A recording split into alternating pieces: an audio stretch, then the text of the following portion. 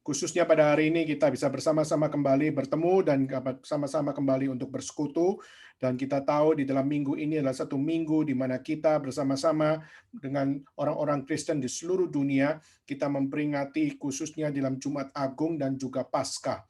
Dan dalam kesempatan ini kita sama-sama berdoa kepada Tuhan kiranya di dalam setiap kebebasan beragama, khususnya bagi orang Kristen untuk merayakan, khususnya untuk mengingat kesengsaraan Kristus dan juga kebangkitan Kristus yang adalah keunikan yang tidak pernah ada di dalam setiap kepercayaan maupun dalam setiap agama.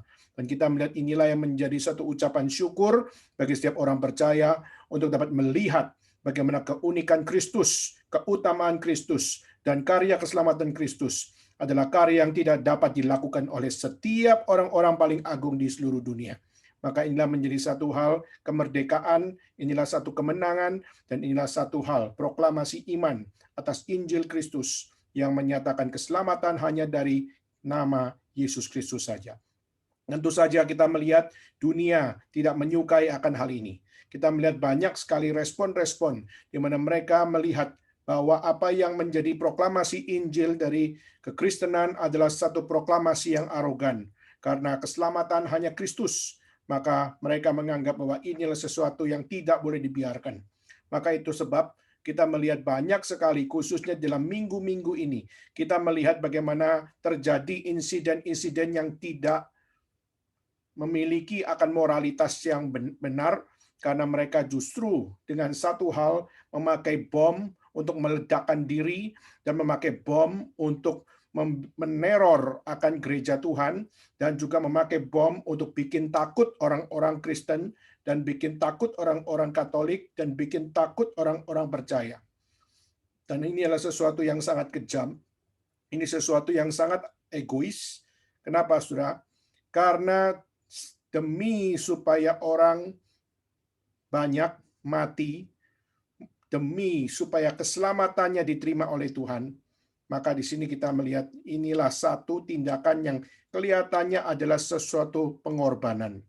Tapi coba lihat, Saudara, pengorbanan yang dilakukan oleh teroris, khususnya yang terjadi di Makassar kemarin, yaitu apa, Saudara? Yaitu dia membunuh banyak orang, berusaha untuk membunuh banyak orang, tetapi dengan berusaha membunuh banyak orang, dirinya pun mati, tapi dia berkorban diri untuk keselamatan diri. Sedangkan kalau kita melihat Yesus Kristus, dia menjadi korban hidup, khususnya mati bagi orang-orang berdosa, mati bagi orang-orang percaya. Dan kita melihat kematian Kristus bukan kematian yang untuk menyelamatkan diri Kristus, tapi justru kematian Kristus adalah untuk menyelamatkan jiwa-jiwa yang terhilang. Justru kita melihat ini bukan kasih yang egois seperti teroris. Ini adalah kasih yang sungguh-sungguh agung, karena satu jiwa mau mati bagi orang-orang yang terhilang. Maka itulah kenapa kasih Kristus tidak dapat digantikan oleh siapapun. Kasih Kristus tidak dapat ditandingi oleh siapapun, termasuk orang-orang beragama yang berusaha menjadi korban, tapi mereka tidak bisa menjadi korban hidup seperti Kristus. Karena dia mati hanya untuk surga bagi dirinya sendiri. Sedangkan Kristus mati adalah untuk membawa jiwa-jiwa yang terhilang kembali kepada Tuhan. Justru melalui apa yang dilakukan oleh teroris, menunjukkan betapa memalukannya apa yang mereka lakukan. Baik yang juga terjadi kemarin sore, khususnya di Mabes Polri, kita melihat seorang wanita yang juga melakukan teror, membuat takut kepolisian. Dan akhirnya kita melihat terjadilah baku tembak dan akhirnya sang wanita ini meninggal dunia. Dan kita melihat justru kematiannya dituliskan dalam surat wasiat, di mana di surat wasiat itu dituliskan bahwa saya mau menjalankan jalan Tuhan. Dan dengan menjalankan jalan Tuhan ini, aku akan dapat membukakan akan jalan bagi orang tua masuk surga. Saudara, demi supaya dia masuk surga, demi supaya ayah ibunya masuk surga, maka dia harus membuat akan satu hal, yaitu meneror kepolisian, meneror orang-orang kafir dengan harapan supaya mereka ketakutan di dalam dunia ini dan mereka tidak hidup dengan nyaman dan aman di dunia ini. Maka saudara, satu tindakan-tindakan yang kelihatannya heroik, tetapi semuanya justru menunjukkan betapa memalukannya setiap apa yang dikerjakan oleh teroris-teroris ini. Kenapa? Karena dia justru yang seharusnya menjaga akan stabilitas, seharusnya menjaga akan hubungan harmonis antara satu dengan yang lain, tapi justru kita melihat yang terjadi untuk membuat rasa takut, untuk membuat akan hubungan satu dengan yang lain rusak, dan ini adalah satu tindakan yang pasti bukan dari Tuhan.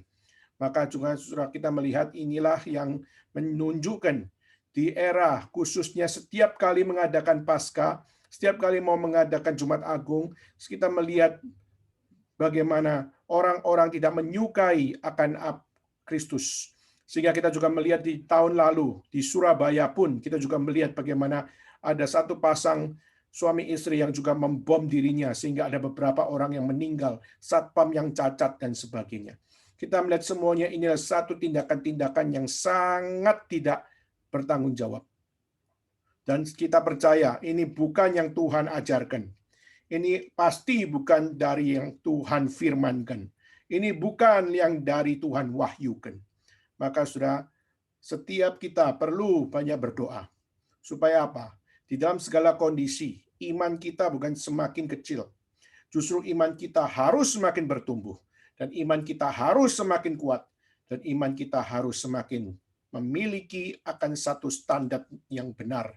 Dan semua hanya dapat menjadi realisasi di saat satu-satunya nama yang menyelamatkan, yaitu Yesus Kristus, menjadi fondasi iman, fondasi pengetahuan, dan fondasi kehidupan dan pelayanan kita semua.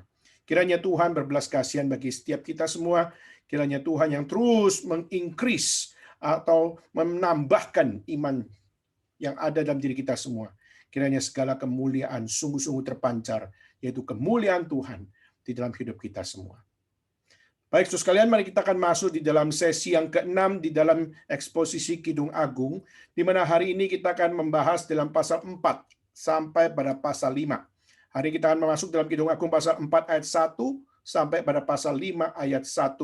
Dan hari ini kita akan bicara tentang makna malam pengantin dan malam bulan madu. Dan kita percaya ini adalah satu hal yang biasanya kita pahami, apa yang dilakukan di dalam malam pengantin, apa yang dilakukan di dalam malam bulan madu, tapi bagaimana kita sebagai orang Kristen memandang malam pengantin dan malam bulan madu itu di dalam akan satu perspektif yang benar, khususnya sesuai dengan pengajaran kitab suci. Dan kita melihat banyak orang punya konsep bulan madu, banyak orang punya konsep malam pengantin, tapi pertanyaannya bagaimana konsep mereka adalah konsep yang sesuai dengan pimpinan Tuhan, kehendak Tuhan, dan firman Tuhan atau tidak. Maka ini menjadi satu pembelajaran bagi kita semua, supaya kita semua dapat semakin memiliki akan fondasi yang benar di dalam memandang segala sesuatu, termasuk yang oleh kita mungkin melihat tema-tema seperti ini adalah tema yang tabu. Tetapi justru kita melihat kitab suci dengan jelas menyatakan akan hal yang sensitif, hal yang kita katakan ini sesuatu yang private, tetapi justru dalam urusan yang seperti ini pun Tuhan menyatakan kebenarannya. Kiranya Tuhan memimpin kita di dalam pembahasan pada hari ini, dan kiranya Tuhan yang berbelas kasihan menyadarkan kita akan hal-hal yang mungkin tidak benar di dalam pikiran, hati, dan dalam setiap kelakuan kita. Kiranya Tuhan yang berbelas kasihan memimpin saudara dan saya. Baik, saudara sekalian, mari kita sama-sama mempersiapkan hati kita masuk di dalam doa. Bapa dalam surga, kami berterima kasih kepada Tuhan, karena Engkau adalah Allah yang hidup, di mana Engkau adalah Allah yang senantiasa menyatakan apa yang benar bagi kemuliaan-Mu.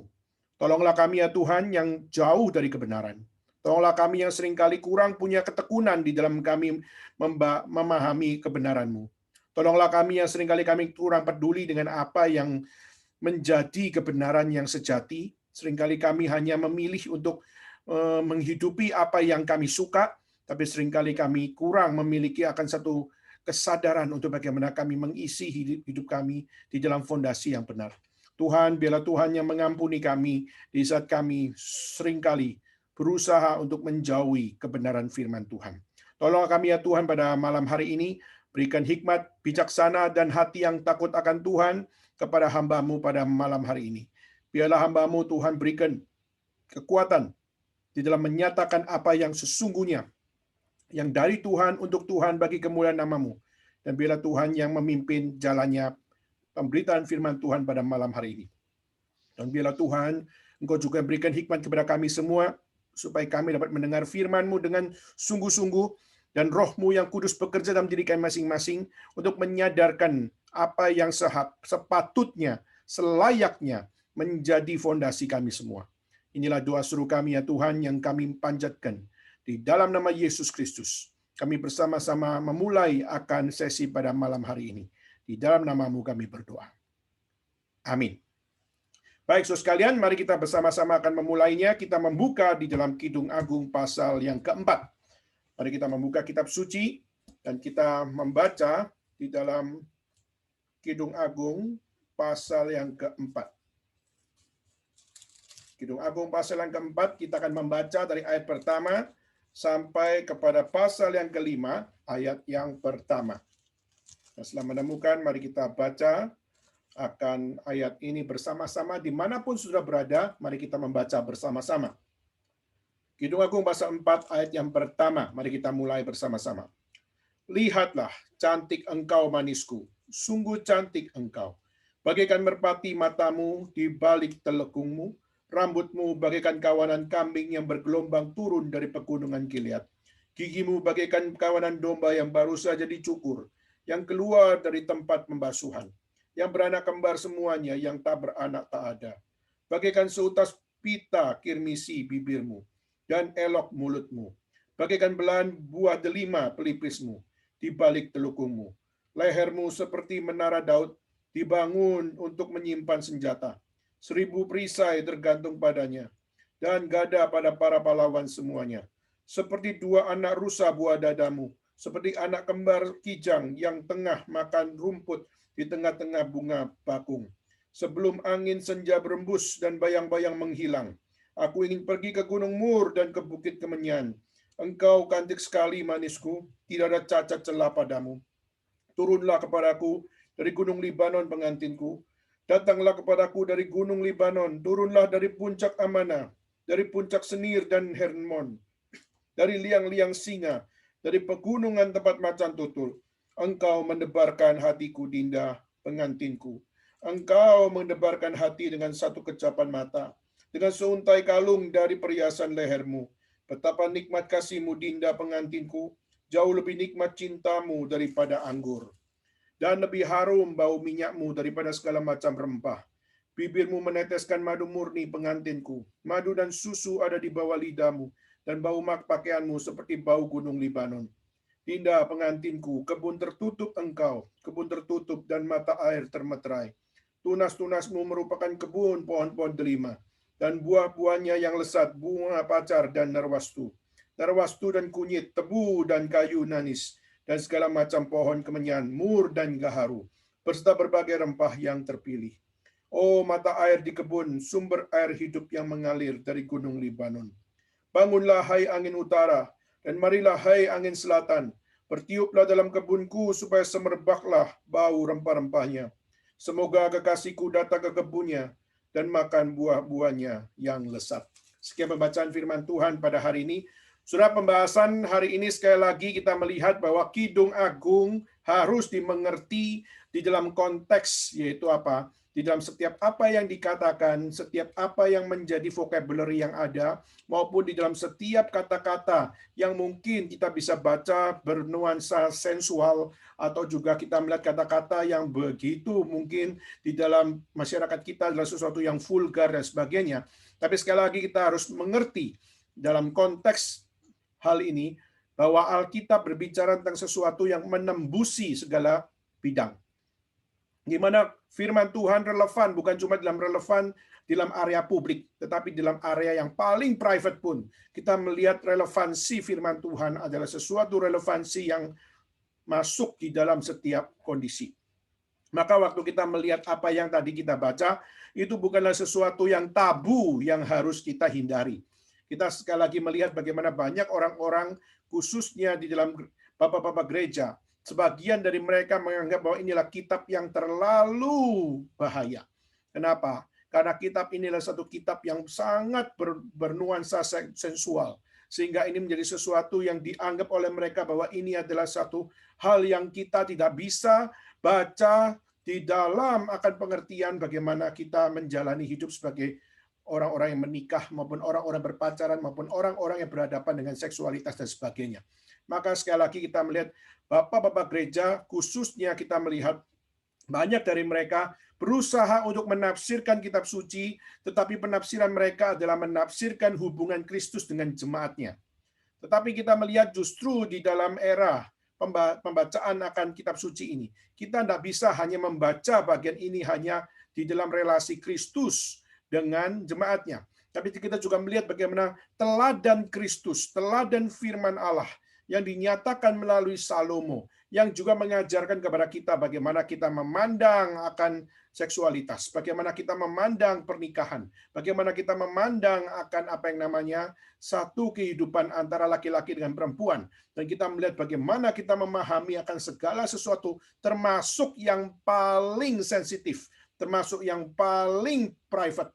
Ini pun kita melihat firman Tuhan relevan untuk mengajarkan kepada kita bagaimana kita sepatutnya memandang segala sesuatu, bukan di dalam interpretasi diri, tapi bagaimana kita mau kembali kepada apa yang Tuhan firmankan, khususnya di dalam bagian ini. Maka kita jangan membaca segala sesuatu di luar konteks, demi kesenangan diri sendiri. Maka sudah waktu itulah kita perlu untuk punya satu waktu, bagaimana kita meneladani setiap teladan Kristus, melalui setiap rasul dan nabi, dan kita belajar bagaimana melalui apa yang mereka sharingkan di dalam kebenaran firman Tuhan. Ini dapat menjadi satu direction of life bagi kita. Baik, saudara. Maka hari ini kita akan berbicara tentang makna malam pengantin maupun juga bulan madu. Jadi kalau kita melihat pembacaan kita di dalam pasal 4 ayat 1 sampai pasal 5 ayat 1, itu di dalam satu konteks di mana mereka sudah menikah. Minggu lalu kita sudah membahas tentang apa yang menjadi sakralitas daripada marriage. Sakralitas dari adalah pernikahan. Dan hari ini kita melihat setelah mereka menikah, maka disitulah tibalah apa yang namanya malam pengantin. Dan kita percaya bukan hanya sekedar malam pengantin, tapi juga ada yang namanya bulan madu.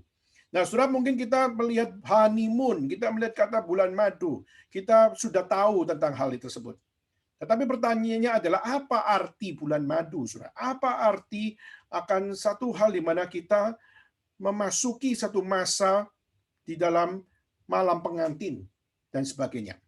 Nah, saudara, kalau kita melihat banyak sekali penafsiran yang memberikan akan satu hal, yaitu apa?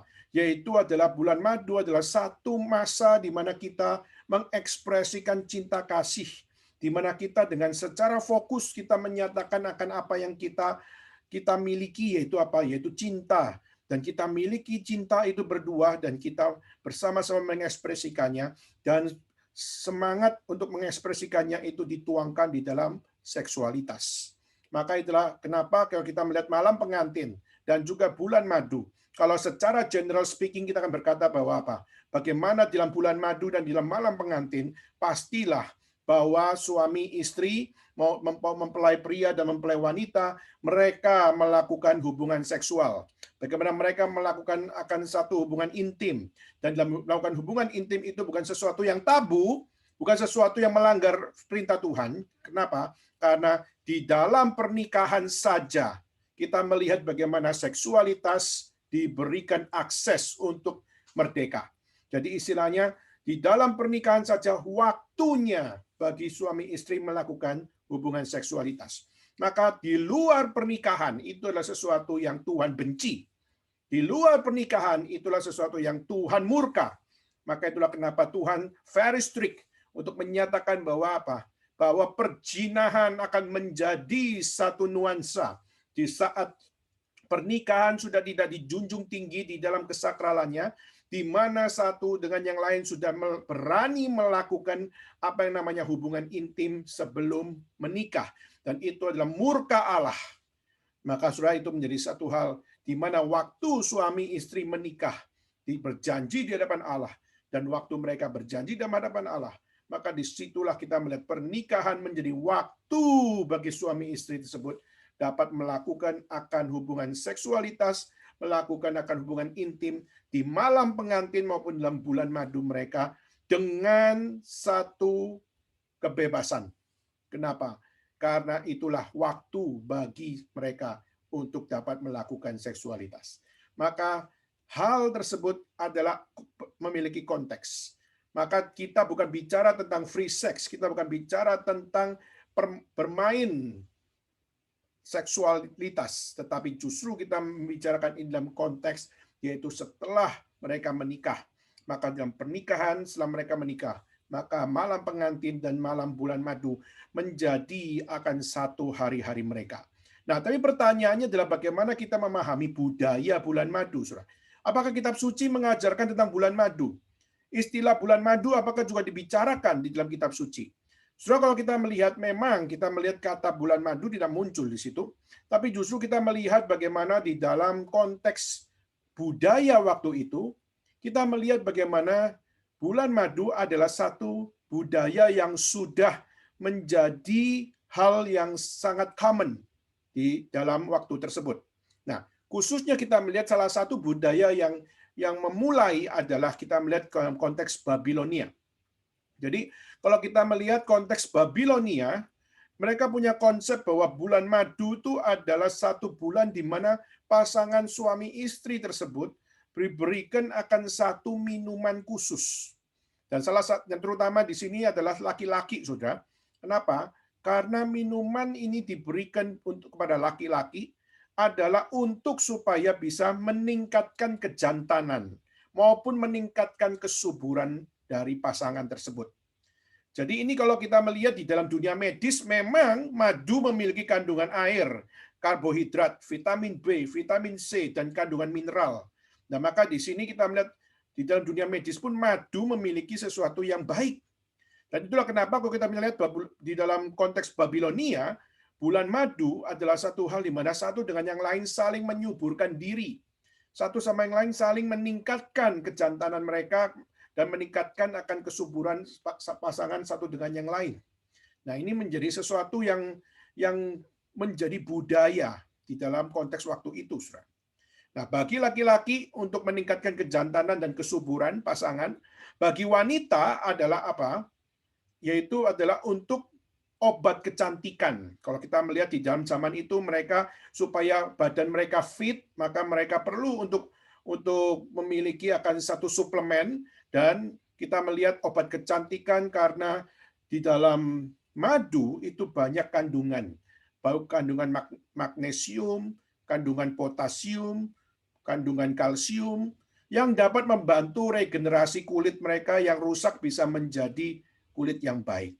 Nah, khususnya bagi laki-laki karena untuk membantu khususnya di dalam apa ya? Di dalam meningkatkan kejantanan dan kesuburan pasangan, maka bagi pria madu sangat membantu untuk meningkatkan libidonya.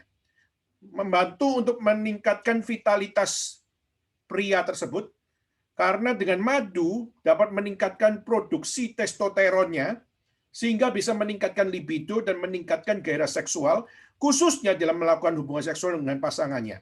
Dan tentu saja madu dipercaya adalah untuk meningkatkan produksi sel sperma yang ada pada laki-laki tersebut.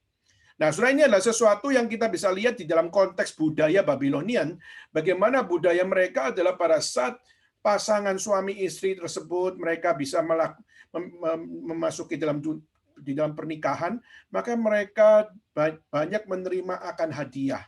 Dan banyak sekali hadiah yang diberikan, salah satunya adalah mereka menerima madu. Dan kenapa madu menjadi sesuatu yang sangat very common untuk menjadi hadiah, adalah supaya menguatkan sang pria, menguatkan sang wanita, supaya di dalam mereka menjalani keluarga, menjalani hubungan seksualitas mereka, maupun dalam hubungan intim mereka, semua juga dapat di dalam vitalitas yang kuat dan sebagainya. Maka itulah mengapa kita melihat secara budaya ini sudah menjadi sesuatu yang very common. Yang mungkin hari ini kalau kita di zaman sekarang tidak pernah mendengar ini. Mungkin di zaman sekarang kita taunya bulan madu ya bicara tentang seksualitas, pergi berlibur dan akhirnya di sana fokus malamnya adalah melakukan hubungan seks. Atau juga dalam malam pengantin di mana kita mungkin fokusnya hanyalah pada saat pada malam pengantin mereka melakukan hubungan seksualitas. Tetapi saudara, kita sangat-sangat jarang untuk melihat bagaimana khususnya budaya di balik bulan madu atau di balik malam pengantin itu memiliki satu hal-hal yang kita melihat orang berusaha mensupport pasangan ini. Berusaha untuk memberikan akan satu hal, membantu secara kesehatan, membantu secara vitalitas, bagaimana dengan madu yang dihadiahkan, madu yang diberikan untuk mereka minum dan mereka nikmati, itu dapat memberikan kekuatan khusus sebagai pasangan yang baru di dalam pernikahan, dalam sebagai suami dan istri dapat menjadi satu pasangan yang produktif.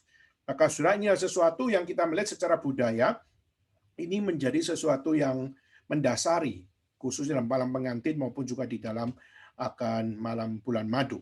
Nah, tapi saudara, kita pertama akan lebih masuk ke dalam konteksnya. Di dalam konteks yang kita baca tadi, sebelum kita masuk di dalam apa yang menjadi konsep iman Kristen, di dalam kita memandang malam pengantin maupun memandang bulan madu. Tapi hari ini kita mau coba dulu melihat secara historical konteks untuk kita melihat di dalam pembacaan yang kita baca. Oke, yang pertama, saudara, kita melihat tadi dalam pembacaan kita pasal 4, kalau saudara melihat dari ayat 1 sampai ayat 5, di mana kita melihat sang suami sudah menikahi sang istri, dan kita melihat sang suami melakukan apa yang namanya memuji kecantikan dari sang istri. Ya. Kita melihat dari ayat 1 sampai ayat 5, sang suami memuji sang istri, khususnya secara performance, khususnya secara luar. Maka kita melihat bagaimana matanya dipuji, rambutnya dipuji, giginya dipuji, bibir dan mulutnya dipuji, pelipisnya dipuji, lehernya dipuji, buah dadanya dipuji. Nah, saudara, waktu kita melihat sang suami menyatakan pujian kepada sang istri. Nah, di sini adalah sesuatu yang kalau kita katakan bahwa apa? Bahwa sang suami memuji sang istri itu adalah sesuatu hal yang baik. Di mana kita melihat sang suami adalah seorang laki-laki yang di saat melihat tubuh wanita, maka tubuh wanita adalah tubuh yang paling indah. Di dalam seluruh ciptaan manusia, yang paling indah adalah tubuh manusia. Maka sang laki-laki pada saat melihat tubuh wanita, mereka akan melihat bahwa tubuh wanita adalah tubuh yang terindah dari seluruh ciptaan. Begitu juga dengan laki-laki pada saat dilihat oleh wanita, wanita pun akan dapat menikmati, juga dapat melihat akan keindahan di balik setiap apa yang ada pada tubuh sang pria. Nah, saudara, tetapi dalam konteks di sini kita melihat sang suami memuji sang istri dengan satu pujian yang sangat-sangat mungkin bagi kita sulit untuk memahaminya. Kenapa? Karena mungkin saudara akan melihat hal-hal yang aneh, atau kita melihat hal-hal yang lebay yang dibicarakan. Kenapa? Karena waktu dikatakan misalnya mata, ya, waktu dipuji adalah mata, saudara, pujian yang digambarkan yaitu apa? Bagaikan merpati matamu di balik telengkungmu. Saudara, ini sesuatu yang aneh. Kita mungkin tidak bisa ngerti. Kenapa dengan merpati? Kenapa kalau kita dipuji kecantikanmu seperti merpati, kita akan merasa bahwa apa? Merpati kurang cantik. Merpati oke lah. Secara cepat itu sesuatu binatang yang oke. Tapi pertanyaannya adalah, emangnya hanya segitu saja? Mengapa mesti pakai merpati? Saudara. Maka saudara, kalau kita melihat kecantikan dibicarakan di dalam bagaikan merpati matamu, di mana kita tahu bahwa merpati digambarkan dengan apa? Binatang yang tulus, binatang yang memiliki akan satu hal, binatang yang very very calm, dan juga kita melihat binatang khususnya merpati adalah satu hal yang menggambarkan damai, menggambarkan sejahtera, menggambarkan akan sesuatu yang tidak complicated dan sebagainya. Nah, saudara, waktu dikatakan bahwa bagaikan merpati matamu, di situ menggambarkan bagaimana mata istriku adalah mata yang penuh cinta, mata yang penuh damai, mata yang tidak punya sesuatu yang jahat, tidak ada sesuatu yang membawa akan evil atau membawa kejahatan. Semuanya adalah sesuatu yang tulus, yang jujur, yang indah. Nah, saudara, kalau kita bahasakan seperti itu, mungkin kita akan berkata bahwa apa? Oh, itu satu kalimat yang bagus. Tapi saudara, di dalam tradisi, khususnya kita lihat orang-orang Yahudi, mereka biasanya memberikan contoh-contoh yang sesuai dengan budaya mereka. Jadi itulah kenapa waktu mereka memuji pasangannya, dia memuji pasangannya dengan simbol-simbol yang ada di sekelilingnya untuk menggambarkan betapa kecantikannya yang ada pada istri tersebut itu adalah kecantikan yang dapat dimengerti oleh sang istri itu sendiri, karena di sekelilingnya dia melihat bahwa itu adalah simbol-simbol yang very common dan bisa dimengerti oleh dua pihak dan tidak ada salah tangkap di dalam kedua pihak. Kenapa? Karena mereka semua tahu apa yang dimaksud. Nah, Saudara, maka ini menjadi satu hal kalau di dalam zaman sekarang, kalau Saudara mau memuji pacar atau memuji teman atau memuji akan istri, lalu mengatakan adalah bagaikan merpati matamu, saya percaya kurang relevan, gitu ya. Karena mungkin akhirnya si istri akan berkata apa? Apa? Merpati? Apanya yang pati? Apanya yang mer? Apanya yang menjadi satu hal yang sama indahnya antara merpati dengan saya? Apalagi mata saya. Sudah, maka kita pasti akan kesulitan kalau kita samakan dengan konteks saat itu. Maka itulah kenapa waktu kita melihat pujian-pujian yang digambarkan, kita perlu belajar, tapi kita juga perlu untuk bukan letterlock mengikuti apa yang ada dalam kitab suci, tapi secara prinsip kita mengikuti apa yang ada dalam kitab suci, yaitu kita harus belajar memuji istri kita. Kita harus belajar memuji ciptaan Tuhan yang Tuhan anugerahkan kepada kita. Tapi kita juga bisa dengan hal di mana kita tidak perlu pakai cara-cara yang sama seperti di dalam kitab suci ini. Kenapa? Karena apa yang dipaparkan itu sesuai budaya saat itu. Maka kalau istri saudara memuji dan mengatakan bahwa rambutmu bagaikan kawanan kambing, saudara pasti akan ketawa, saudara. Istri saudara pun akan ketawa waktu mengatakan bahwa rambutmu bagaikan kawanan kambing yang bergelombang turun dari pegunungan Gilead. Pasti itu irrelevant. Mereka tidak pernah pergi ke Gilead, mereka mana tahu bayangan tentang apa yang namanya kambing-kambing yang menjalankan satu perjalanan bergelombang dan sebagainya. Maka saudara secara letterlock ini irrelevant. Tapi secara budaya kalau kita mau memahaminya, maka sudah yang dimaksud dengan rambutmu bagaikan kawanan kambing yang bergelombang turun ke pegunungan Gilead menunjukkan betapa kilauannya, betapa pada saat kambing-kambing itu dari lembah turun ke bawah. Di situ warna kambing-kambing itu menjadi suatu warna yang begitu indah. Kenapa? Karena diterangi oleh matahari. Jadi berkilau rambut tersebut seperti kawanan domba, seperti kawanan kambing. Nah, saudara, itu baru bisa dimengerti kalau saudara membaca konteks di saat itu. Maka kalau ini dibicarakan dalam zaman sekarang, pasti banyak akan satu hal miskomunikasi atau akhirnya terjadi adalah misinterpretasi dalam segala sesuatu.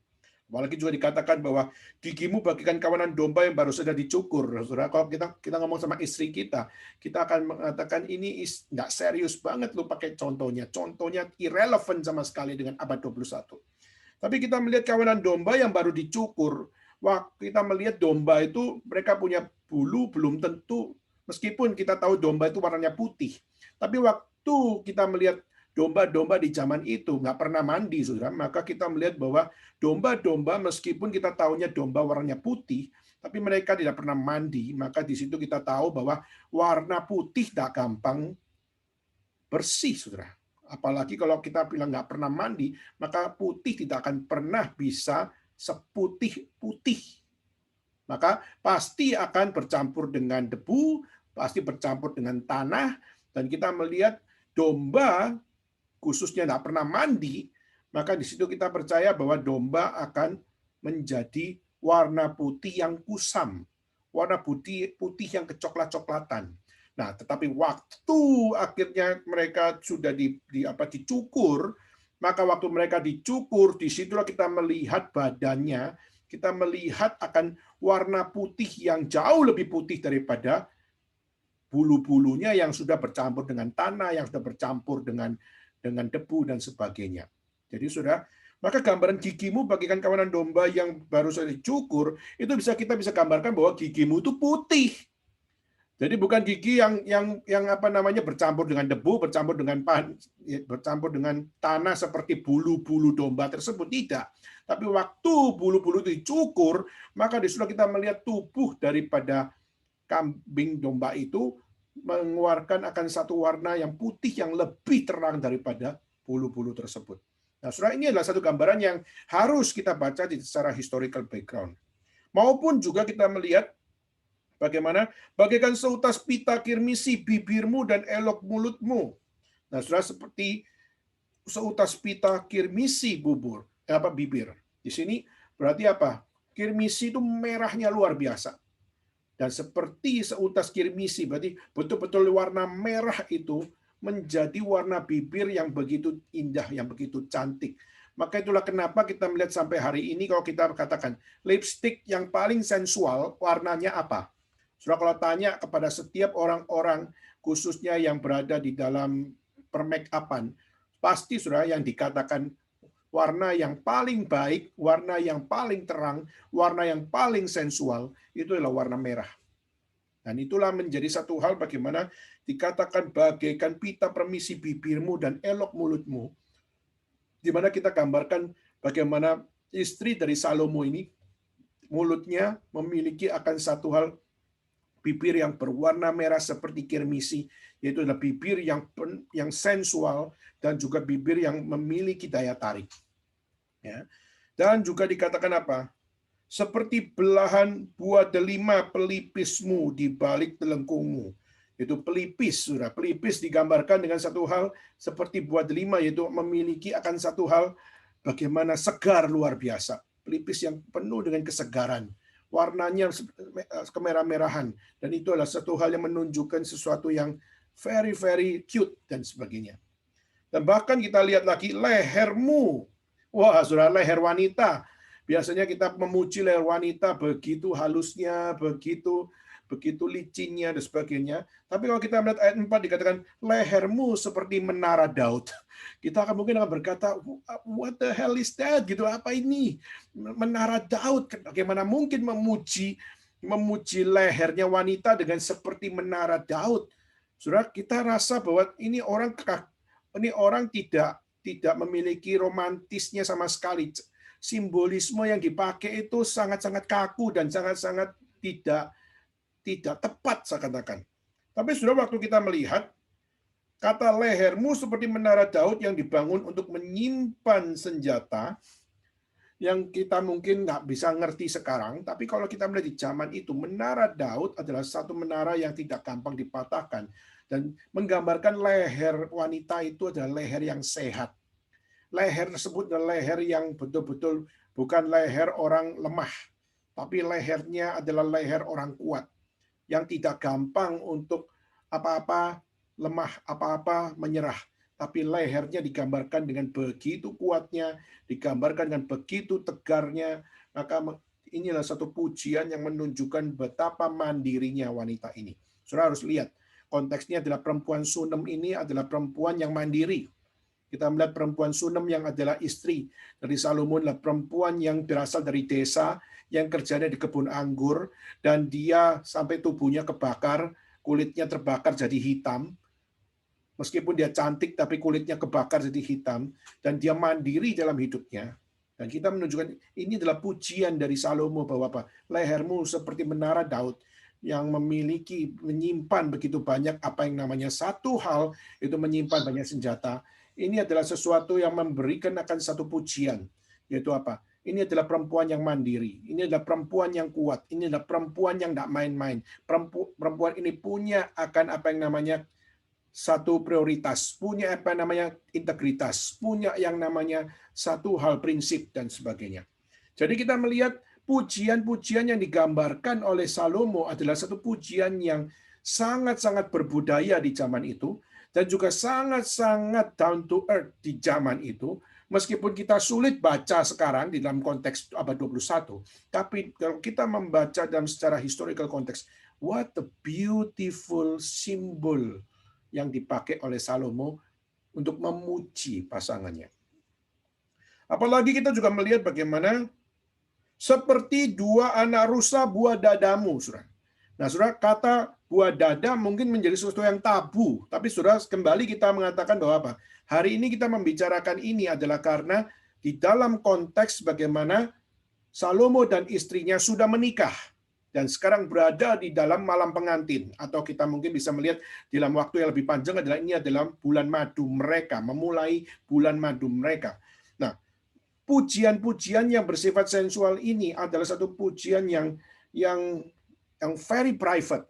Maka sekali lagi ini bukan bicara tentang seksualitas di luar pernikahan, tapi ini adalah membicarakan tentang kata-kata sensual, tapi semua ini berada di dalam konteks pernikahan. Nah, dikatakan seperti dua anak rusa buah dadamu, seperti anak kembar kijang yang tengah makan rumput di tengah-tengah bunga bakung. Nah, saudara, mengapa buah dada digambarkan sama seperti dua anak rusa, saudara? Nah, saudara, kalau kita mungkin zaman abad 21 memuji pasangan kita dengan mengatakan buah dadamu seperti anak rusa, kita akan merasakan itu sebuah perkataan yang memaki atau sesuatu simbol yang sangat tidak tepat. Kenapa mesti harus dikaitkan dengan anak rusa dan sebagainya, dan mungkin ini menjadi sesuatu hal yang sulit.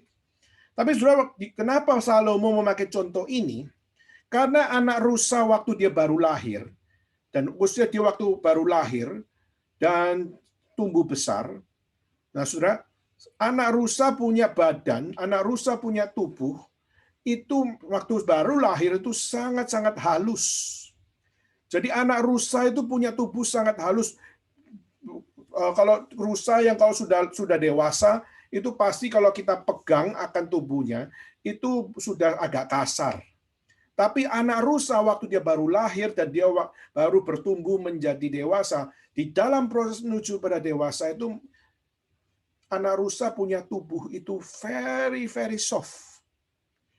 Very very soft dan sangat-sangat licin, sangat-sangat memiliki satu hal, yaitu apa? Indah dan dibelai begitu nikmatnya. Nah, saudara, itulah gambaran Salomo, di mana Salomo menggambarkan seperti anak rusa yang lembut, seperti anak rusa yang punya akan satu hal di dalam softness-nya. Nah, disitulah kita melihat Salomo membicarakan ini dengan melihat buah dada dari istrinya, dan dia memuji seperti anak rusa, seperti anak kijang. Disitulah pujian yang diberikan kepada istrinya, yaitu perempuan Sunam itu.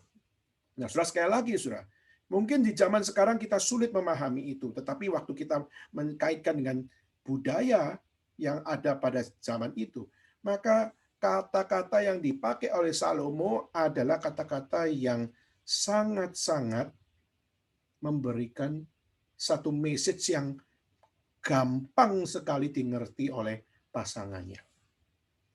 Maka saudara, itulah kenapa kita melihat dari semuanya itu pujian-pujian dari sang suami, khususnya memuji sang istri dari ayat 1 sampai 5 di pasal 4. Mata, rambut, gigi, bibir, mulut, pelipis, leher, buah dada, semuanya itu menggambarkan bagaimana dia bersyukur atas istri yang adalah ciptaan Tuhan. Ciptaan Tuhan yang memiliki desain yang paling indah. Dari seluruh ciptaan yang ada di muka bumi, yang paling indah adalah tubuh istri. Maka saudara, ini menjadi satu hal yang sepatutnya seorang suami menjaga istrinya, memuji istrinya. Kenapa? Karena satu-satunya yang terindah di dalam hidup dirinya adalah istrinya. Nah, saudara, karena istri adalah ciptaan Tuhan, istri adalah pemberian Tuhan, istri adalah anugerah Tuhan, dan setiap apa yang ada pada tubuhnya, mata, rambut, gigi, bibir, mulut, pelipis, leher, buah dada, dan sebagainya, itu semua adalah sesuatu yang indah yang Tuhan berikan kepada kita di dalam pernikahan. Maka sang suami memberikan pujian kepada sang istri, maka itu adalah satu respon alami, ada respon yang adalah natural. Kenapa? Karena dialah yang terindah yang diberikan Tuhan kepada kita. Jadi itulah kenapa hari ini kita melihat banyak orang berani melakukan satu hal, berani melakukan perzinahan, berani melakukan perselingkuhan, berani melakukan hal-hal untuk melakukan hal-hal yang tidak beres di dalam seksualitas. Kenapa? Karena mereka ingin satu kenikmatan yang terindah itu bukan cuma satu, Tapi mereka menginginkan more and more and more. Menginginkan lebih, lebih, lebih. Dan akhirnya memanjakan mata, memanjakan tubuhnya untuk dapat memperoleh apa yang menjadi keindahan yang tidak pernah dapat digantikan dengan yang lain, yaitu adalah tubuh bagi dirinya, yaitu tubuh istri. Maka ayat 1 sampai 5, sang suami memuji sang istri.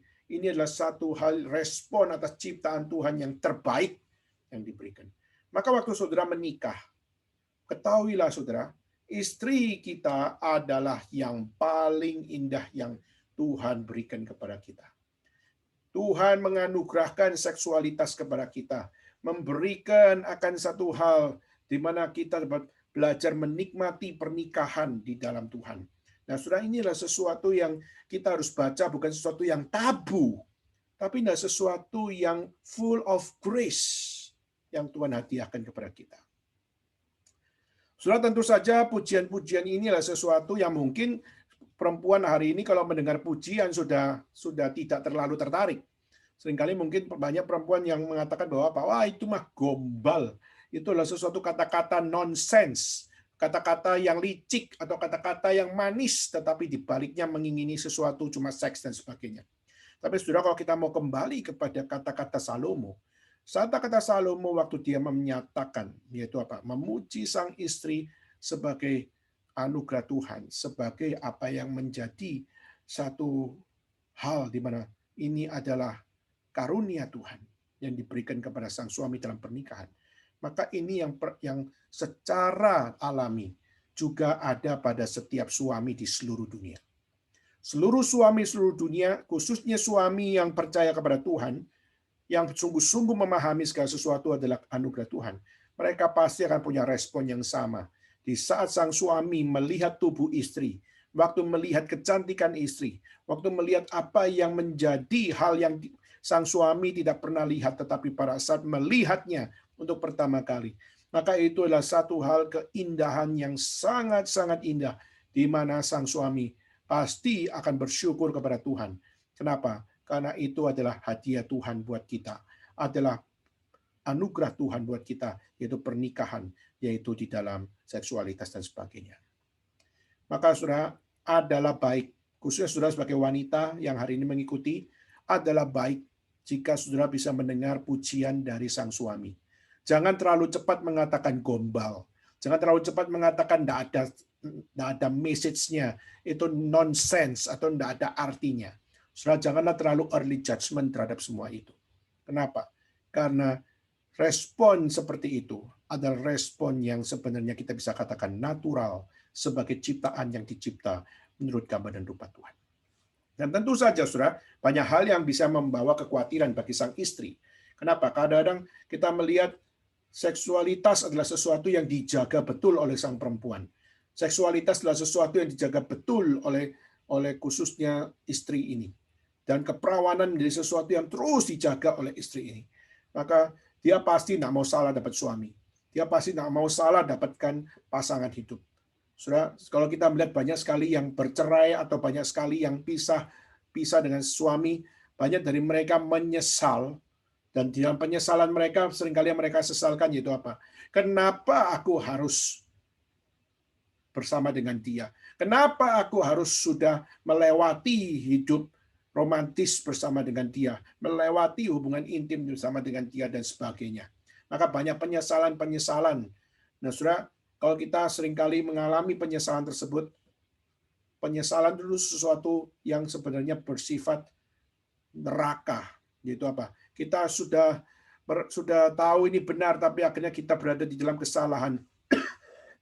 Dan seringkali nuansa penyesalan menjadi suatu nuansa neraka bagi kita. Kenapa? Karena sudah nggak bisa balik lagi. Saya nggak bisa lagi untuk kembali perawan lagi. Maka semua itu menjadi sebuah penyesalan demi penyesalan. Nah, saudara, dan kita melihat dari apa yang terjadi pada sang suami memuji sang istri. Tentu saja kita melihat sang istri senang. Khususnya perempuan Sunem ini sangat menyukai akan pujian dari sang suami ini. Ramatannya, rambutnya, giginya, bibirnya, mulutnya, pelipisnya, lehernya, buah dadanya. Adalah satu pujian suami yang sangat-sangat memberikan kepada sang istri satu hal, yaitu apa? Kebanggaan pada dirinya. Tetapi saudara, kita juga tahu, pada saat istrinya pun menerima kata-kata, "Engkau cantik sekali manisku, tidak ada cacat celah padamu." Nah, saudara, menggambarkan seakan-akan laki-laki itu mengatakan kalimat yang sangat sempurna, yaitu engkau cantik, tidak ada cacat celah, menggambarkan perempuan ini adalah menerima pujian yang terbaik, menerima akan pujian yang sangat-sangat sempurna. Dan dalam keadaan seperti itu, saudara, kita seringkali melihat perempuan itu terbuai dengan kata-kata tersebut, terbuai dengan pujian tersebut, terbuai dengan setiap kata-kata manis tersebut. Nah, kita melihat di ayat 8, bagaimana perempuan Sunem ini akhirnya menyatakan kekhawatiran, memiliki kekhawatiran. Jangan-jangan ini cuma hidung belang punya kalimat. Jangan-jangan ini cuma hidung belang punya kata-kata. Jangan-jangan dia cuma menginginkan seksualitas dari saya, menginginkan keperawanan saya, dan menginginkan sesuatu yang membekas pada saya. Nah, saudara, dan itu adalah kekhawatiran. Nah, saudara coba lihat ayat 8. Turunlah kepadaku dari gunung Libanon pengantinku, datanglah kepadaku dari gunung Libanon, turunlah dari puncak Amanat, dari puncak Senir dan Hermon, dari liang-liang singa, dari pegunungan tempat macan tutul. Nah, saudara, di sini digambarkan bagaimana suami mengerti bahwa istri ini punya kekhawatiran banyak. Istri ini punya akan satu hal di mana dia tidak bisa tenang. Kenapa? Sang suami ini adalah raja yang menjadi dambaan putri-putri Yerusalem. Meskipun sudah menikah sekalipun, tetapi kita juga melihat bagaimana perempuan Sunem ini pun juga memiliki kekhawatiran. Karena dia raja dan dia bisa melakukan banyak hal, dan dia bisa melakukan akan sebebas-bebasnya, dan sebagainya.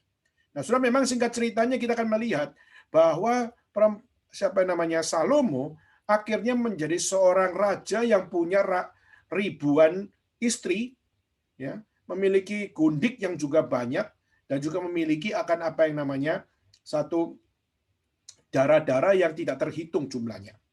Tetapi saudara, kita melihat di dalam bagian ini, meskipun secara cerita Salomo akhirnya juga menjadi raja yang mengalami problematik di dalam seksualitasnya. Kita melihat dia tetap menjadi seorang raja yang sangat-sangat tidak beres secara seksualitas, baik istrinya, gundiknya maupun darah-darahnya. Tetapi kita melihat bagaimana sang istri ini mendambakan bahwa apa?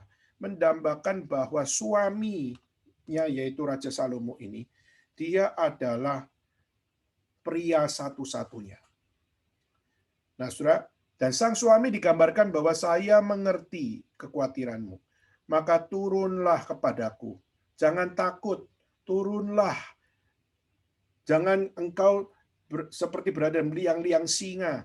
Jangan seperti engkau di liang-liang macan tutul. Jangan engkau khawatir. Jangan engkau memiliki akan satu ketakutan dan sebagainya. Maka di sini suami menggambarkan pengertiannya atas setiap kekhawatiran yang ada pada sang istri.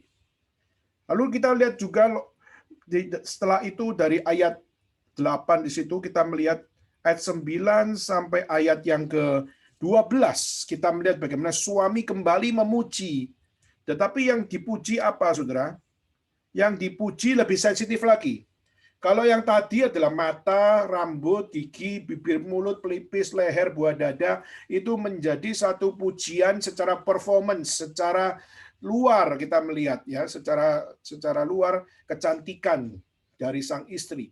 Tapi kita melihat dari ayat 9 sampai kepada ayat 12, kita melihat suami memuji lebih kepada sesuatu yang bersifat private.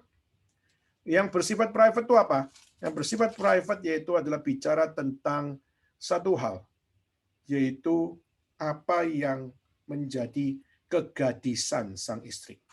Mulai dari mulut, kita lihat bagaimana lidah, lalu akhirnya sampai dikatakan kebun tertutup. Nah, kata kebun tertutup itu adalah membicarakan tentang keperawanan, bicarakan tentang kegadisan. Maka saudara, suami memuji kegadisan sang istri.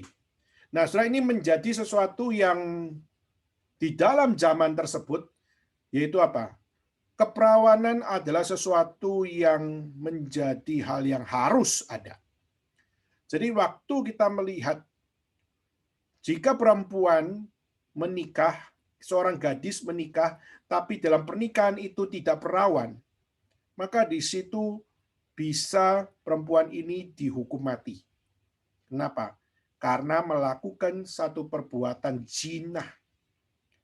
Jadi kalau kita bawa dalam konteks saat itu, di saat seorang perempuan mereka akhirnya melacurkan diri atau menjadi perempuan yang membuang keperawanannya, itu adalah hukumannya mati di zaman itu.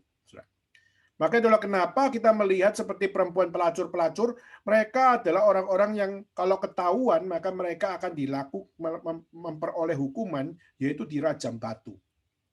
Maka ini sesuatu yang very common. Bahkan ini kita bisa kaitkan kepada pada saat Yesus dilahirkan dari rahim Maria. Waktu Maria mengandung Yesus, di situ ketakutan apa yang ada pada Maria? Ketakutan apa yang ada pada Yusuf?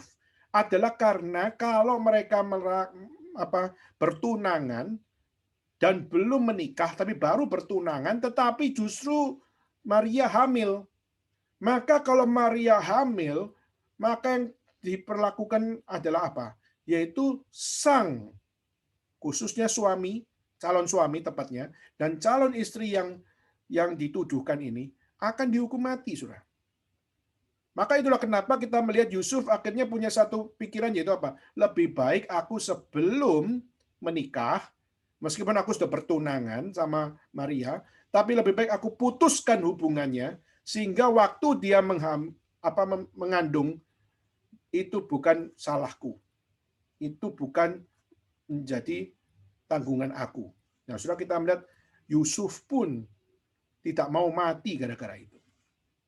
Maka sebenarnya kalau kita melihat Yesus lahir dari rahim Maria, bagi orang Yahudi itu sesuatu pemurtatan. Kenapa? Karena itu tidak bisa dimengerti, Roh Kudus bisa masuk dalam rahim dan akhirnya melahirkan Yesus. Itu bagi orang-orang Yahudi adalah nonsens. Itu pasti adalah perbuatan zina. Bagi orang-orang Yahudi itu menganggap bahwa itu pasti adalah perbuatan zina. Perbuatan zina sebelum nikah. Dan hukumannya harusnya adalah mati.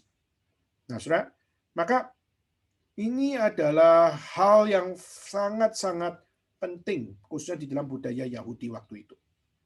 Maka kalau kita melihat Salomo waktu dia memuji perempuan Sunem ini, dia memuji kegadisan dari perempuan Sunem ini. Kenapa? Karena perempuan Sunem ini perempuan mandiri, banyak yang suka sama dia, tetapi justru dia tetap menjaga apa yang namanya apa?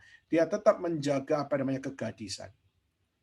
Nah, saudara, kalau kita mau bicara tentang kegadisan, sekarang kalau kita melihat di zaman sekarang, kegadisan sudah tidak menjadi prioritas lagi. Khusus di abad 21, sekarang kita kalau bertanya, apakah keperawanan kegadisan menjadi adalah syarat mutlak? Kita melihat dunia hari ini mengatakan tidak. Yang penting semuanya punya cinta. Tidak peduli perawan tidak perawan, tetapi itulah sesuatu yang tidak perlu dirisaukan lagi. Tapi yang terpenting adalah apa? Adalah cinta menembusi akan semua isu-isu tersebut. Salah satu sisi kita bisa setuju, yes, bahwa apa yang namanya satu hal, kalau kita menikah dengan perempuan yang sudah tidak perawan lagi, misalnya adalah dia suaminya sudah meninggal, maka dia adalah janda, maka itu bisa diterima. Ya, tetapi kita melihat bagaimana apa yang sekarang sudah dianggap lumrah adalah karena apa? Mereka menganggap bahwa seksualitas adalah sesuatu yang tidak harus di dalam pernikahan. Tapi sebelum menikah, itulah sesuatu yang diperbolehkan. Nah, inilah yang kita tentang. Inilah yang gereja harus dengan tegas untuk berani berkata bahwa apa? Bahwa tidak boleh ada yang namanya satu hal kelakuan yang sebelum pernikahan sudah berani melakukan hubungan seksualitas. Kecuali apa?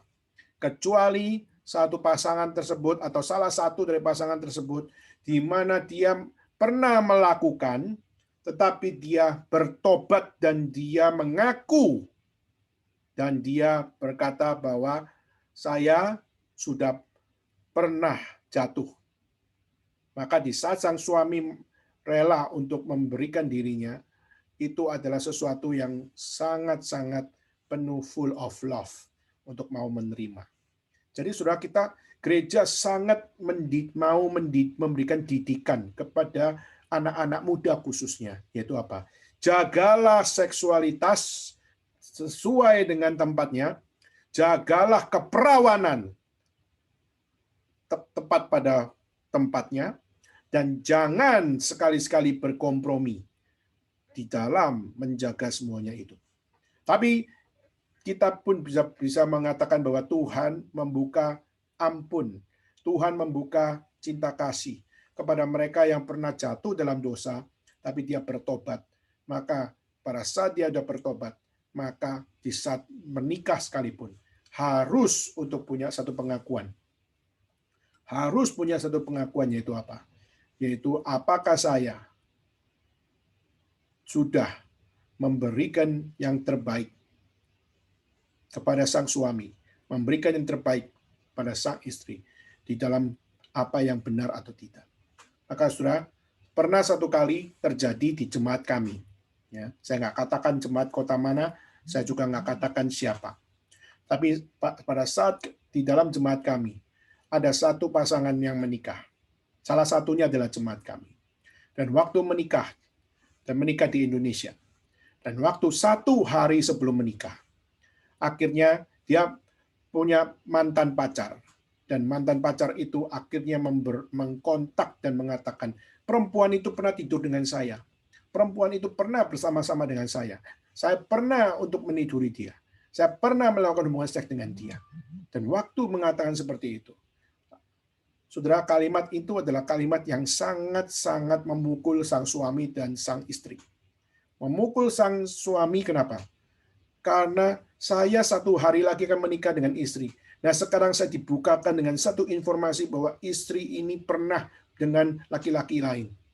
Saudara, kalau kita membayangkan menjadi suami ini, kita pasti akan kecewa luar biasa. Kedua, kita pasti akan merasa bahwa apa? Kalau saya maunya adalah yang sempurna. Saya maunya yang betul-betul menjaga kesucian. Tetapi pada saat dalam kondisi itu dia marah luar biasa, tidak bisa kontrol dirinya. Lalu melihat sang istri juga nangis. Kenapa? Dia mengatakan, iya itu masa laluku, iya betul itu adalah satu hal saya pernah dengan dia, dan sebagainya. Dan singkat ceritanya, sang suami akhirnya belajar. Semalaman dia nangis, semalaman dia marah. Tapi akhirnya dia belajar, Tuhan mengasihi dirinya. Tuhan mengasihi orang berdosa. Kalau kau tidak memiliki jiwa kasih yang mengampuni di dalam dirimu, maka mintalah Tuhan di dalam cinta kasih-Nya mengampuni. Kau mengampuni istrimu, mengampuni calon istrimu, menerima calon istrimu. Dan saudara, singkat ceritanya adalah pernikahan tetap dijalankan. Pernikahan tetap jalan meskipun sang suami ada air mata.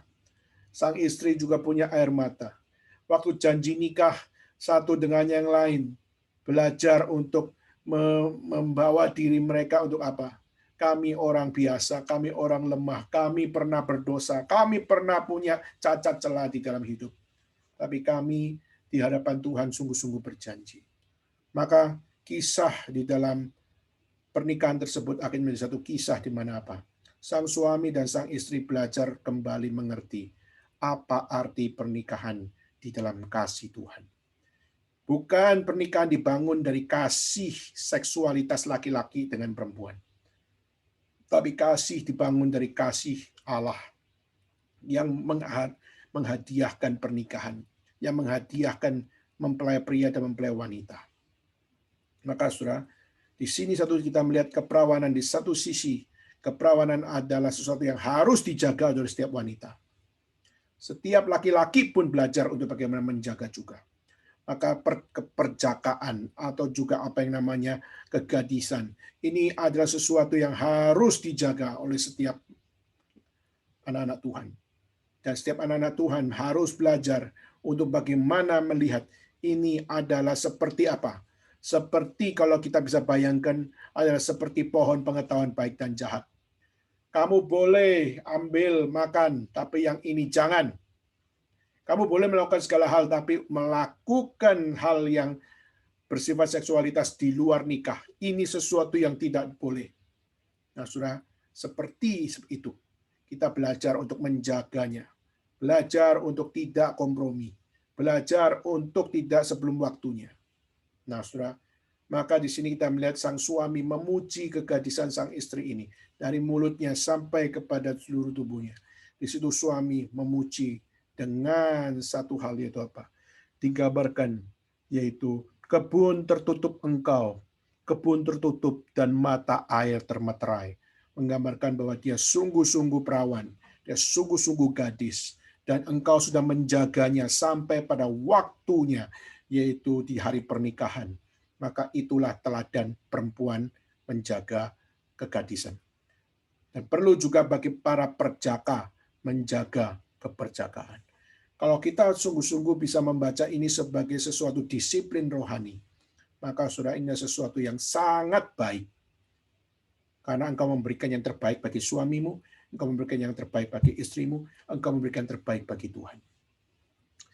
Lalu kita melihat di ayat berikutnya, setelah dari ayat 12, kita melihat bagaimana puji-pujian digambarkan lagi dengan tunas-tunasmu adalah kebun pohon delima, buah-buahnya lesat, bunga pacar dan narwastu, kunyit, tebu, kayu manis, dengan segala macam pohon kemenyan, mur, dan gaharu.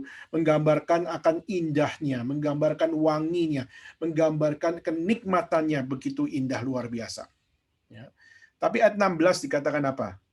Dikatakan, bangunlah hai angin utara, dan marilah hai angin selatan, bertiuplah dalam kebunku supaya semerbaklah bau rempah-rempahnya. Semoga kekasihku datang ke kebunnya dan makan buah-buahnya yang lesat. Di sini kita melihat bagaimana istri siap untuk menerima suami. Dan siap menerima puji-pujian itu bukan sekedar kata-kata, tapi secara action. Yaitu memanggil suaminya datang kepada dirinya. Puji-pujian sudah didengar. Semua pujian baik secara fisik maupun secara kegadisan sudah dibicarakan.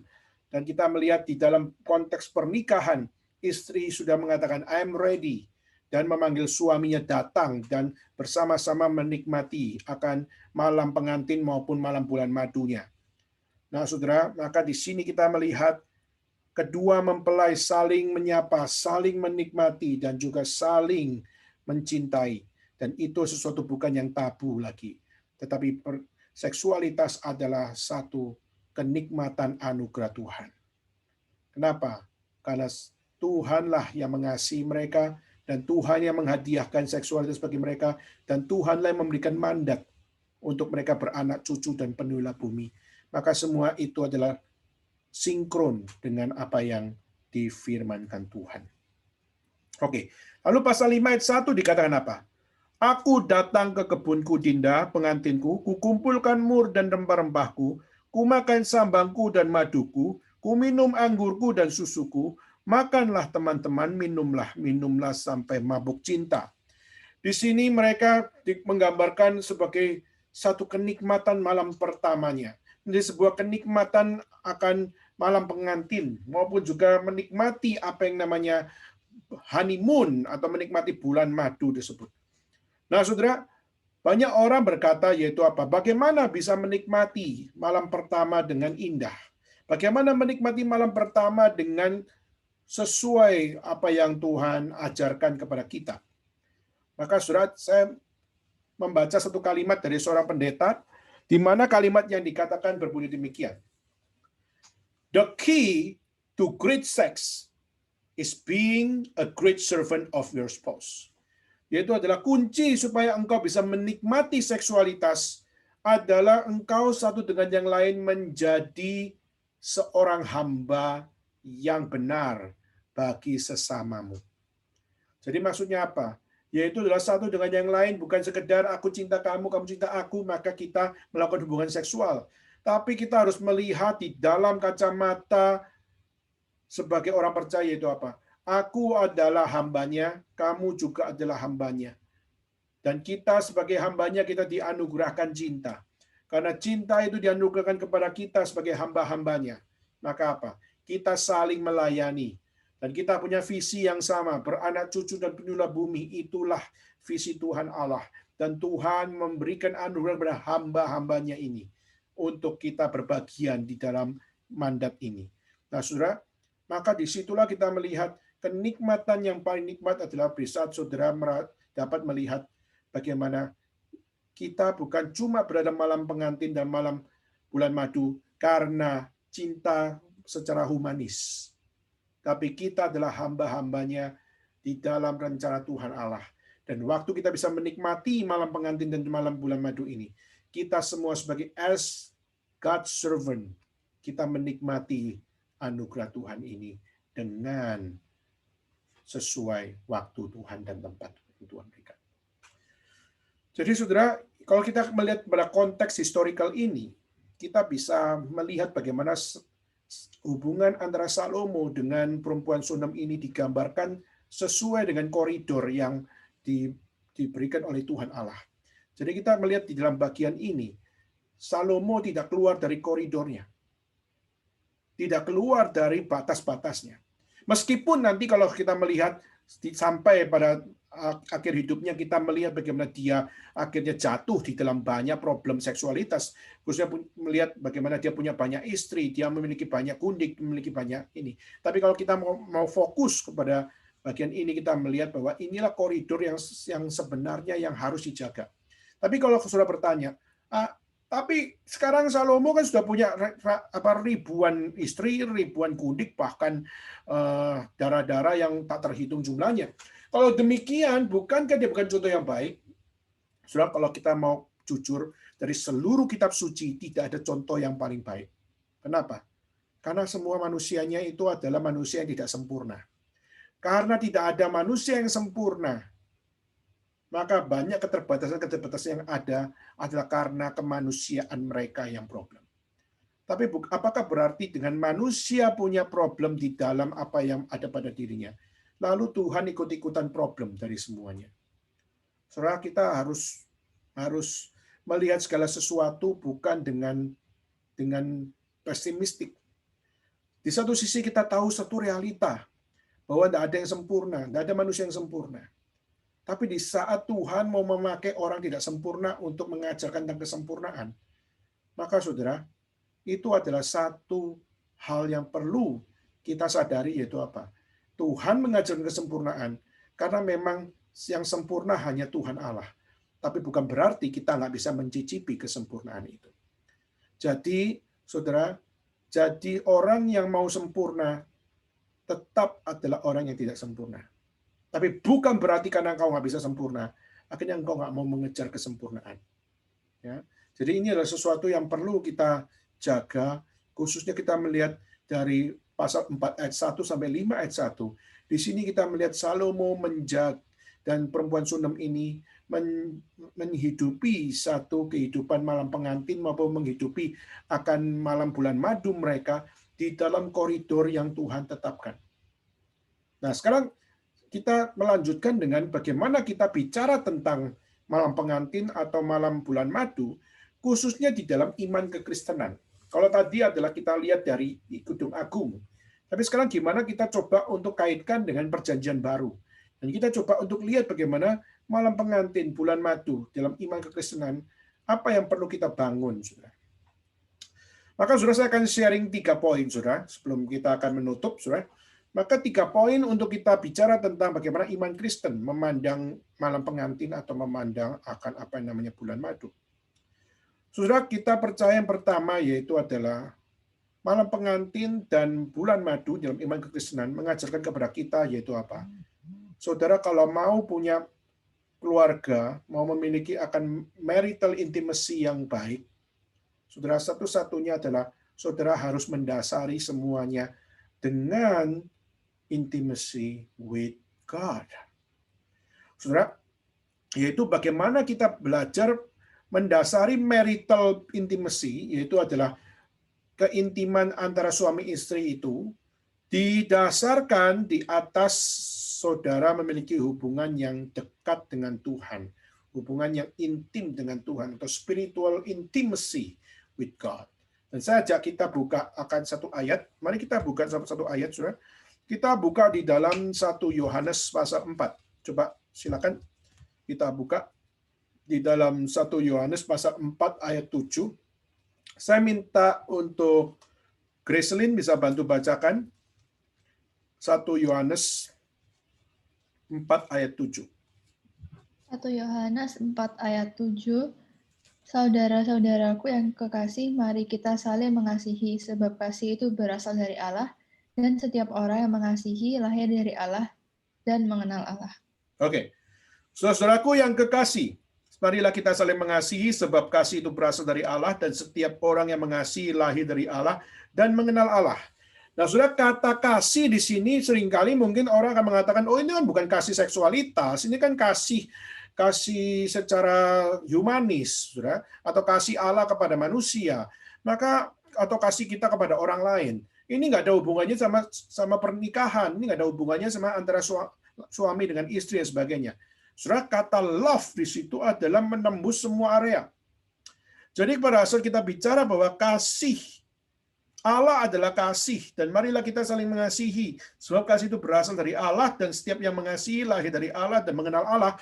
Di sini berarti apa? Kasih di sini bukan hanya bicara tentang kasih dalam gereja, atau kasih di dalam pertemanan, atau kasih di dalam pelayanan, tapi termasuk adalah kasih di dalam seksualitas, kasih di dalam pernikahan. Dan waktu kalian mengasihi satu dengan yang lain, kita harus tahu kasih itu sumbernya dari mana. Where is the source of love? Maka kita melihat kitab suci mengajarkan dengan jelas bahwa the source of love itu adalah ada pada Tuhan.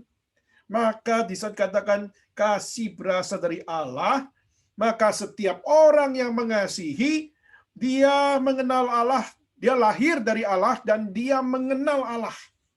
Berarti apa? Berarti orang yang mengasihi adalah orang yang tahu sumbernya dari mana, dan tahu bagaimana mengetahui apa yang sepatutnya dan tidak sepatutnya yang harus dilakukan. Jadi dengan mengenal Allah sebagai sumbernya, maka dia akan tahu mana yang disukai Tuhan, mana yang nggak disukai oleh Tuhan. Maka itulah kenapa kita melihat bagaimana intimacy with God will produce fruit in our marital intimacy.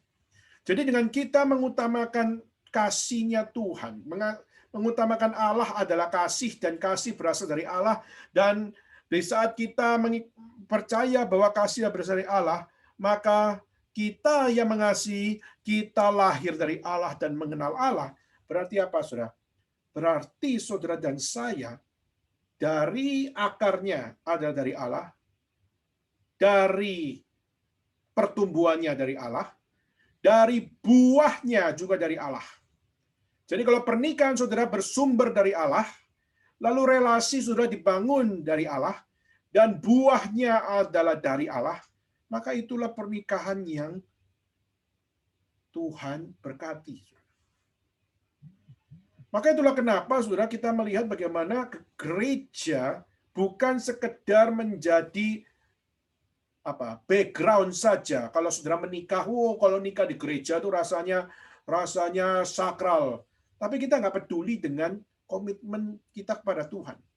Kita hanya peduli komitmen saya dengan suami atau komitmen saya dengan istri, tapi saya nggak punya komitmen dengan Tuhan. Gereja cuma background, cuma etalase saja, cuma dibuat foto bagus. Tetapi sudah tidak peduli dengan komitmen tersebut. Sumbernya, bertumbuhnya, buahnya haruslah berasal dari Allah.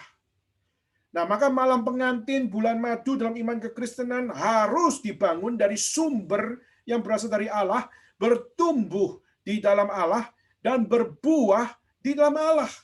Maka waktu engkau di dalam Allah, maka waktu menikah, engkau bertanggung jawab di hadapan Allah, engkau akan menikmati sesuatu yang sakral. Dan waktu bertumbuh, engkau juga menikmati di dalam kesakralan, bahkan waktu berbuah, waktu punya anak, maupun juga memiliki akan satu hal, bagaimana relasi suami istri menjadi sesuatu yang indah. Maka semuanya itu adalah sebuah keintiman yang berasal dari Allah. Kenikmatan yang dari Allah. Saudara, tapi tentu saja kita melihat godaan iblis senantiasa membawa kita jauh daripada Allah. Jadi seharusnya waktu sudah menikah, seharusnya sudah semakin dekat dengan Allah. Saya sering kali dapat satu informasi, jadi saya ada beberapa sudah jemaat yang mungkin yang mereka sudah nikah, sudah, dan waktu mereka sudah nikah, mereka mengatakan bahwa apa? Ko Daniel, waktu sebelum nikah mereka very commit with God, commit to Jesus. Tapi setelah nikah akhirnya mereka hidup seperti sedia kala, mereka meninggalkan gereja, mereka tidak peduli dengan Tuhan lagi dan sebagainya.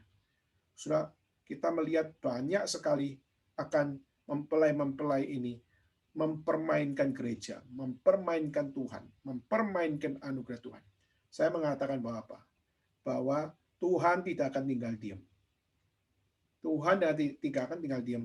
Tuhan akan pasti pada waktunya akan menghajar orang-orang yang mempermainkan pernikahan. Mereka cuma berlagak sepertinya suci, berlagak seakan-akan bertobat, tapi setelah menikah akhirnya mereka membuang semua komitmen itu. Maka Tuhan tidak segan-segan akan menghajar orang-orang seperti itu. Maka ini adalah sesuatu yang very serius, saudara. Maka seharusnya kita menikah, kita semakin menjauhi Tuhan. Seharusnya kita semakin dekat dengan suami kita, dengan istri kita, termasuk di dalam hubungan intim bersama dengan mereka. Kita seharusnya tidak menjauhkan Tuhan. Bahkan waktu saudara punya anak sekalipun, saudara tidak seharusnya untuk apa? Menjauhkan diri daripada Tuhan. Banyak kita melihat pasangan-pasangan yang rajin ke gereja, tapi kalau sudah punya anak, saudara, dua-duanya malas ke gereja. Kenapa bisa demikian? Karena mereka justru melihat, anak kan anugerah dari Tuhan. Oh ya, iya betul, anak memang anugerah dari Tuhan. Tapi ingat bahwa anak yang berasal dari Tuhan pun mengajarkan kita bagaimana kita tetap mengingat apa yang menjadi komitmenmu kepada Tuhan. Maka sudah punya anak tapi tidak mau pergi ke gereja lagi, kenapa? Repot jaga anak dan sebagainya. Itu bukan alasan, saudara. Di satu sisi yang lain, kita perlu untuk bisa menjaga diri kita, untuk kita menjaga anak kita. Karena anak kita dari Tuhan. Tetapi bukan berarti akhirnya dengan anak yang diberikan kepada kita adalah dari Tuhan. Lalu akhirnya kita membuang, menjauhi akan apa yang Tuhan berikan. Maka ketika kita mulai berpotensi menghindari Tuhan, disitulah kelemahan yang berbahaya, disitulah penyebab pertumbuhan rohani saudara terhenti. Itu adalah kalimat dari seorang bernama Gary Thomas. Gary Thomas seorang psikolog dan seorang psikolog Kristen dan juga seorang hamba Tuhan. Dia mengatakan ketika suami atau istri sudah mulai menghindari Tuhan, disitulah permulaan dari kelemahan rohani yang membahayakan dirinya. Dan disitulah pertumbuhan tersendat. Disitulah pertumbuhan secara rohani tidak terjadi. Sehingga akhirnya apa? Sehingga mereka akan lebih sulit mengikut Kristus dengan benar. Berapa banyak hari ini sudah orang-orang yang meninggalkan pernikahan karena sulit? Kenapa banyak pasangan-pasangan Kristen akhirnya harus bercerai? Kenapa banyak pasangan-pasangan Kristen yang akhirnya karena mengalami kesulitan, akhirnya mereka pisah ranjang, dan akhirnya banyak dari mereka mungkin tidak cerai, tapi mereka pisah ranjang berpuluh-puluh tahun. Kenapa demikian, saudara? Karena satu dengan yang lain mereka tidak bersandar kepada Tuhan di dalam setiap inci pernikahan mereka. Abraham Kuyper mengatakan satu kalimat, tidak ada satu inci pun di dalam hidup kita yang bukan milik Tuhan. Jadi sebenarnya kalau kita mau membereskan setiap relasi-relasi tersebut, semua itu mungkin dan pasti bisa terjadi. Tapi seringkali adalah karena apa? Karena kita tidak rela Kristus menjadi dasar di dalam pikiran kita, hati kita, dan cinta kita. Jadi loh kenapa pernikahan-pernikahannya mengalami kesulitan dan akhirnya mereka tidak bisa menyelesaikan kesulitan adalah karena mereka satu dengan yang lain tidak punya dasar yang sama di dalam Kristus. Kalau semuanya sadar, setiap inci dalam seluruh hidup mereka tidak ada yang bukan milik Tuhan. Maka seharusnya kalau mereka memulai pernikahan dari Tuhan dan bertumbuh di dalam Tuhan dan berbuah di dalam Tuhan, maka sepatutnya mereka kembali kepada akar yang sama dan membangun bersama-sama. Maka saudara, malam pengantin, malam bulan madu dalam iman kekristenan adalah sesuatu yang sungguh-sungguh indah. Di saat marital intimacy itu dibangun dari intimacy with God. Itulah kenapa sudah banyak hal yang menarik kita bisa belajar dari para Puritan. Minggu lalu saya sudah kasih contoh ini, yaitu para Puritan. Waktu mereka sebelum sebagai pasangan suami istri, sebelum mereka melakukan hubungan seksual setelah nikah, ya, mereka sampai sebelum memulai akan hubungan seksual mereka, saudara, mereka berdoa sama Tuhan. Mereka berdoa, terima kasih Tuhan atas cinta yang Tuhan berikan, dan kami sebentar lagi akan menikmati seksualitas bersama-sama. Tuhan, mohon kenikmatan surgawi hadir di dalam relasi ini. Sudah mungkin sudah waktu dengar sekarang ini dengar kalimat yang baru saya katakan, mungkin sudah bilang gila, lebay, sok rohani, Christian freak dan sebagainya. Kita mungkin akan mengatakan what the heck, kenapa hal yang very private itu semua dibicarakan kepada Tuhan. Tapi saudara, justru Puritan mungkin bisa mengatakan bahwa terlalu keterlaluan. Apa-apapun harus dibawa di dalam Tuhan. Apa-apa harus didoakan dan sebagainya. Memang kelihatannya secara budaya kita akan menganggap itu sebuah hal yang keterlaluan.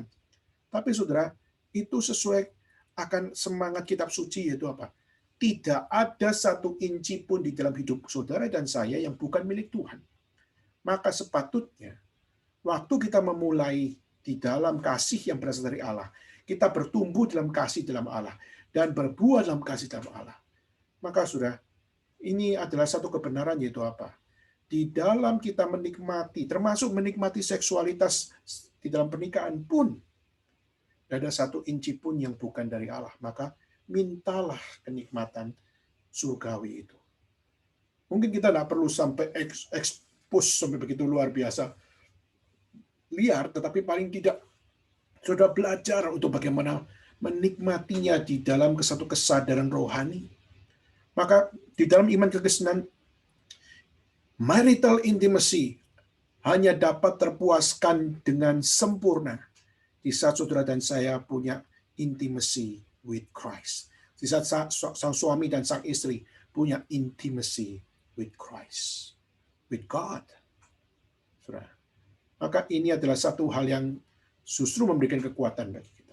Kedua, saudara, malam pengantin atau malam bulan madu di dalam iman kekristenan yang kedua, yaitu mengajarkan bagaimana sexual intimacy itu adalah satu hal bagaimana kita belajar untuk melayani. Pelayanan bukan cuma sekedar melayani Tuhan, tapi juga melayani sesama kita. Dan sesama kita di sini termasuk dalam melayani istri dan suami. Jadi sexual intimacy itu adalah the ultimate expression di mana dua menjadi satu, two become one. Bagaimana dua orang jadi satu di dalam Tuhan.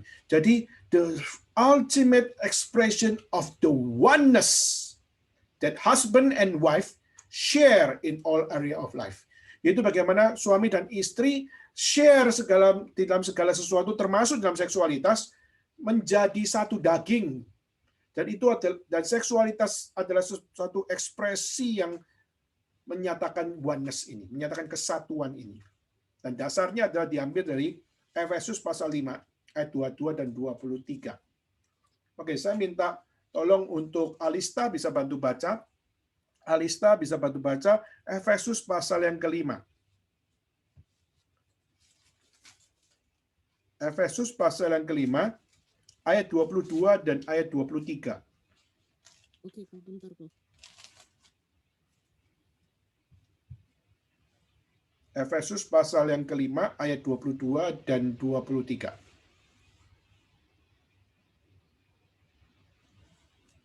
Sudah menemukan? Efesus pasal 5 ayat 22 ya Pak ya. Ya, 22, 23. Hai istri, tunduklah kepada suamimu seperti kepada Tuhan, karena suami adalah kepala istri, sama seperti Kristus adalah kepala jemaat. Dialah yang menyelamatkan tubuh. Ya. Hai istri, tunduklah kepada suami seperti kepada Tuhan, karena suami adalah kepala istri, sama seperti Kristus adalah kepala jemaat. Dialah yang menyelamatkan tubuh. Nah, Saudara, di sini menyatakan bahwa apa? Bahwa istri dan suami itu adalah satu hubungan yang penuh dengan apa? Penuh dengan bukan sekedar kasih saja, tapi perlu bagaimana saling respect, saling hormat, saling untuk apa? Untuk membawa akan hal yang sakral di dalam hubungan antara suami dan istri. Tentu saja, suami adalah tetap bukan Tuhan. Suami adalah manusia biasa. Tapi tunduklah kepada suami seperti kepada Tuhan, yaitu adalah bagaimana kita melihat suami memiliki akan satu otoritas sebagai pemimpin keluarga dan wanita sebagai penolong keluarga. Jadi kita melihat bagaimana sang wanita belajar mendukung suaminya untuk bagaimana sang suami dapat menjadi seorang pemimpin yang saleh. Ya. Nah, tentu saja kita melihat suami bukan Tuhan. Seperti kepada Tuhan engkau harus tunduk, tapi bukan berarti suami boleh semena-mena atau sewenang-wenang menggunakan otoritasnya terhadap sang istri. Nah, kalau sang suami melakukan hal-hal yang tidak benar, maka sang istri boleh nggak untuk menyatakan akan satu protes atau menyatakan akan satu hal, yaitu untuk melawan apa yang nggak benar. Saudara, di dalam hal ini, seperti tunduk kepada Allah, bukan berarti suami adalah Tuhan. Tuhan tetap lebih tinggi daripada suami. Tapi bukan berarti setiap apa yang dimau suami, sang wanita harus meladeni semuanya. Tetapi perlu ketaatan seperti kepada Tuhan, itu dalam konteks apa yang sesuai dengan apa yang Tuhan ajarkan. Yang Tuhan tidak ajarkan, tak boleh untuk apa? Untuk wanita membiarkan semua itu terjadi. Maka sudah banyak sekali penafsiran yang mengatakan total submit. Karena dengan total submit dengan suami berarti apa? Yang paling rusak, yang paling jelek, yang paling dosa dia lakukan, maka istri harus manut, istri harus ikut. Mau hal yang paling rusak pun harus ikut. Saudara, itu sesuatu yang tidak mendidik, itu bukan mencerminkan Tuhan. Dan Tuhan waktu mengatakan bahwa tunduklah pada suami, suami disitulah suami yang takut sama Tuhan. Suami yang sungguh-sungguh hidup sesuai dengan prinsip Tuhan. Nah, kalau suami lengah, berarti apa? Berarti sang istri harus menolong suami tersebut untuk hidup tidak di dalam kelengahan tersebut. Jadi kalau misalnya sang suami melakukan hal yang berdosa, misalnya selingkuh, dan waktu suami melakukan perselingkuhan, bukan berarti sang istri mengatakan apa? Bahwa aku akan ikut manut apa yang kamu mau. Tidak bisa, saudara. Sang istri adalah penolong. Penolong berarti apa? Harus tunjukkan mana yang nggak beres pada suami. Maka menolong untuk menemukan apa yang nggak beres. Bicarakan hal yang nggak beres. Ingatkan apa yang nggak beres. Pemimpin tidak sempurna tanpa penolong. Maka penolong harus mengingatkan. Maka kadang perempuan perlu galak sama suami adalah karena suami punya potensi untuk jatuh. Dan justru istri adalah penolong, bukan di dalam kelembutan saja. Istri kadang perlu ketegasan untuk mendidik suami. Supaya apa? Suami, kau memang adalah pemimpin keluarga. Tapi di saat kau gagal di dalam membawa keluarga ini, aku menolongmu untuk apa? Menutupi akan apa yang nggak benar itu. Yaitu dengan apa? Dengan aku memperingatkan engkau. Dengan aku memberikan apa yang diajarkan firman Tuhan, ku ingatkan kembali padamu. Sehingga engkau tidak jatuh lagi, tapi engkau tetap berjalan di dalam kebenaran. Saudara, maka kita jangan melakukan hal yang tidak sesuai dengan apa yang Tuhan ajarkan. Tuhan ajarkan tunduklah kepada suami seperti pada Tuhan, karena suami adalah kepala istri sama seperti Kristus adalah kepala jemaat, dia yang menyelamatkan tubuh. Nah, Kristus tidak pernah jatuh di dalam dosa. Maka waktu suami kita jatuh dalam dosa, kita harus dukung dia untuk hidup kudus lagi. Jangan kita membiarkan dia tambah banyak. Saudara, kita melihat banyak sekali penafsiran-penafsiran yang mengatakan bahwa kalau suamimu berselingkuh dengan perempuan satu, kamu harus taat sama dia. Kalau dia berselingkuh lagi dengan perempuan kedua, biarin dia berselingkuh. Sampai yang ketiga, biarin. Kenapa? Karena aku dipanggil untuk taat kepada suamiku seperti aku taat sama Tuhan.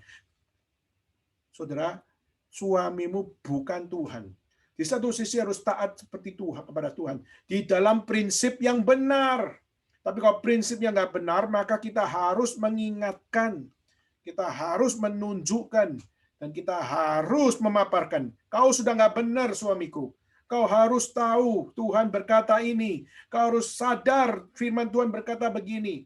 Dan dengan istri yang berani bicara apa yang dikatakan firman Tuhan kepada suami, dan istri yang berani berkata suami, bertobatlah engkau, maka saudara, itulah istri yang baik.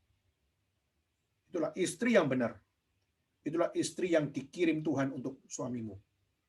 Maka saudara mau jadi istri seperti apa kelak? Yang belum menikah, kau akan menjadi istri seperti apa kelak? Kau harus jadi istri seperti ini. Bagaimana kita menjadi seorang suami kelak? Kita harus jadi suami yang sungguh-sungguh seperti Kristus. Dengan kita menjaga semangat pelayanan seperti ini. Di dalam pernikahan, aku menjaga sebagai pemimpin. Aku menjaga sebagai penolong. Dan kita menjaga di dalam seksual intimacy pun. Kita menjaga semua ini adalah dalam Tuhan. Maka apa? Maka semua ini pasti akan membuat saudara melihat sex is a good thing. Sex is not a taboo thing. Sex is not the problem. Lust is the problem. Seringkali kita menyalahkan seksualitas adalah problem, padahal yang menjadi problem itu bukan seks. Seks bukan hal yang tabu, tapi yang tabu adalah nafsu kita. Seringkali nafsu kita di luar Kristus, nafsu kita di luar Tuhan, dan waktu kita menjauhi Tuhan, itu adalah yang menjadi problem. Ya. Maka tadi malam pengantin malam bulan madu dalam iman Kristen harus pertama adalah bersandarkan kepada intimacy, spiritual intimacy with God pertama. Kedua, yaitu malam pengantin bulan madu dalam iman Kristen harus dibangun di dalam satu spirit bahwa apa? Kita satu tim. Yaitu apa? Kita saling melayani. Kamu adalah pemimpin, aku adalah penolong, dan aku tunduk kepadamu sama seperti tunduk kepada Tuhan, tapi di dalam kebenaran. Dan waktu kamu berada dalam ketidakbenaran, aku akan menolong kamu di dalam cinta kasih Tuhan, membawa engkau berjalan dalam kebenaran. Saudara, itulah akan satu hal, kenikmatan seksualitas yang sesuai dengan ajaran kitab suci. Ketiga, yang terakhir, yaitu bagaimana malam pengantin dan bulan madu iman Kristen, seksualitas yang dibangun di dalam malam tersebut adalah yang justru harus menjunjung tinggi purity. Menjunjung tinggi apa yang namanya satu hal, yaitu hal yang kudus. Pernikahan itu sesuatu yang kudus, termasuk seksualitas. Waktu ini malam pengantin, di saat saudara dan saya atau menghadapi satu masa di mana waktu malam pengantin adalah kita menikmati seksual life, maka waktu kita menikmati seksual life itu kita juga harus menjaga purity atau kemurnian di dalam seksualitas itu. Kenapa? Karena seks itu adalah God's perfect design. Karena apa? Karena seks itu adalah kesempurnaan desain Tuhan Allah.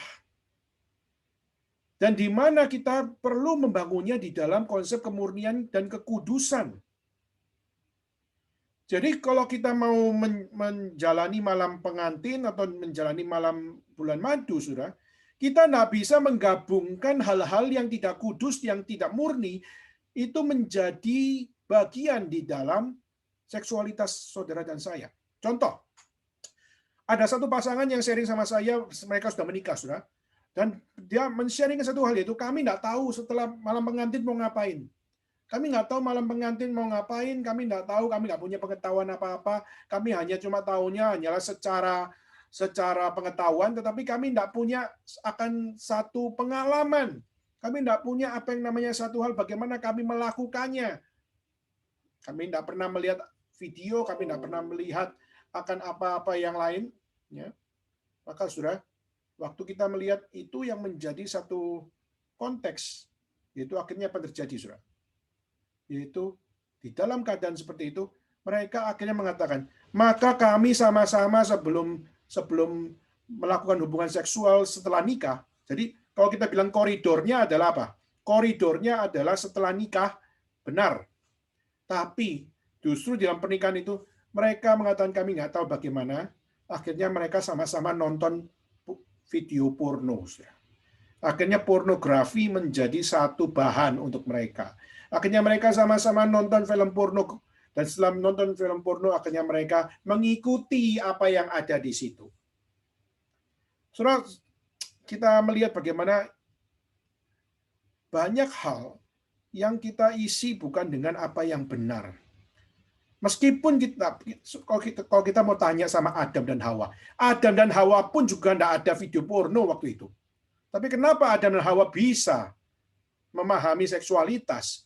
Karena seksualitas anugerah Tuhan yang pasti dapat memimpin kita untuk bagaimana belajar menikmati seksualitas dengan alamiah, dengan apa yang Tuhan tuntun, yang Tuhan ajarkan, yang Tuhan berikan. Dan Tuhan akan memberikan akan satu cinta kasih yang akan membawa saudara dengan smooth untuk apa? Sesuai dengan apa yang Tuhan berikan kepada kita. Maka kita tidak perlu sebenarnya untuk apa? Oh, sebelum nikah kita nggak tahu apa-apa, setelah nikah maka kita sama-sama nonton pornografi, dan setelah nonton pornografi akhirnya kita sama-sama melakukan hal tersebut. Saudara, itu adalah cara yang sangat-sangat tidak benar. Kenapa? Mungkin kita mengatakan, loh, toh saya kan sudah nikah. Yes. Tetapi saudara, engkau sudah mendukung akan produksi, engkau sudah mendukung akan pornografi. Karena pelaku-pelaku pornografi itu juga kagak nikah. Mereka tidak nikah. Dan engkau mendukung semua itu. Nah, saudara, maka hal yang tidak sempurna, hal yang tidak purity, atau tidak pure, atau tidak murni, atau tidak kudus, waktu saudara jadikan itu menjadi standar di dalam pernikahan saudara, itu akan membunuh relasi saudara. Kenapa? Karena saudara dengan saudara melihat pornografi, saudara sedang memberikan kesempatan kepada istrimu atau memberikan kesempatan kepada suamimu untuk melihat keindahan yang lain selain suami dan istri. Selain tubuh suamiku, aku bisa melihat tubuh laki-laki lain yang mungkin digambarkan jauh lebih indah daripada suami. Maupun juga melihat tubuh istri kita, lalu melihat kepada apa yang ada di dalam film video porno itu jauh lebih indah. Meskipun tubuh wanita itu indah, tetapi kita tuh melihat bahwa ada yang lebih indah, maka apa? Kita mungkin akan bisa berkata bahwa apa? Wah, terbukalah sesuatu kesempatan yang akan membunuh relasi satu sama lain. Saya akan membacakan Ibrani pasal 13 ayat 4. Mari kita sama-sama buka, saudara. Di dalam kitab Ibrani pasal 13 ayat 4. Berbunyi demikian. Hendaklah kamu semua penuh hormat terhadap perkawinan, dan janganlah kamu mencemarkan tempat tidur, sebab orang-orang sundal dan pejinah akan dihakimi Allah. Saudara coba lihat. Pejinah dan apa? Orang-orang sundal akan dihakimi Allah. Lalu kalau saudara pernikahan, lalu saudara sama-sama nonton video porno, di mana video porno itu adalah orang-orang sundal, dan di dalam video porno adalah orang-orang pezina yang akan dihakimi Allah, dan saudara malah belajar dari situ. Bukankah itu adalah sesuatu insinkronisasi, nggak sinkron?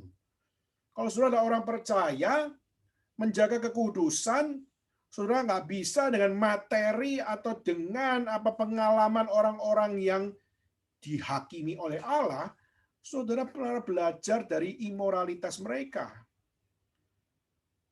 Nah, saudara, ini sesuatu yang kita bisa katakan bahwa apa?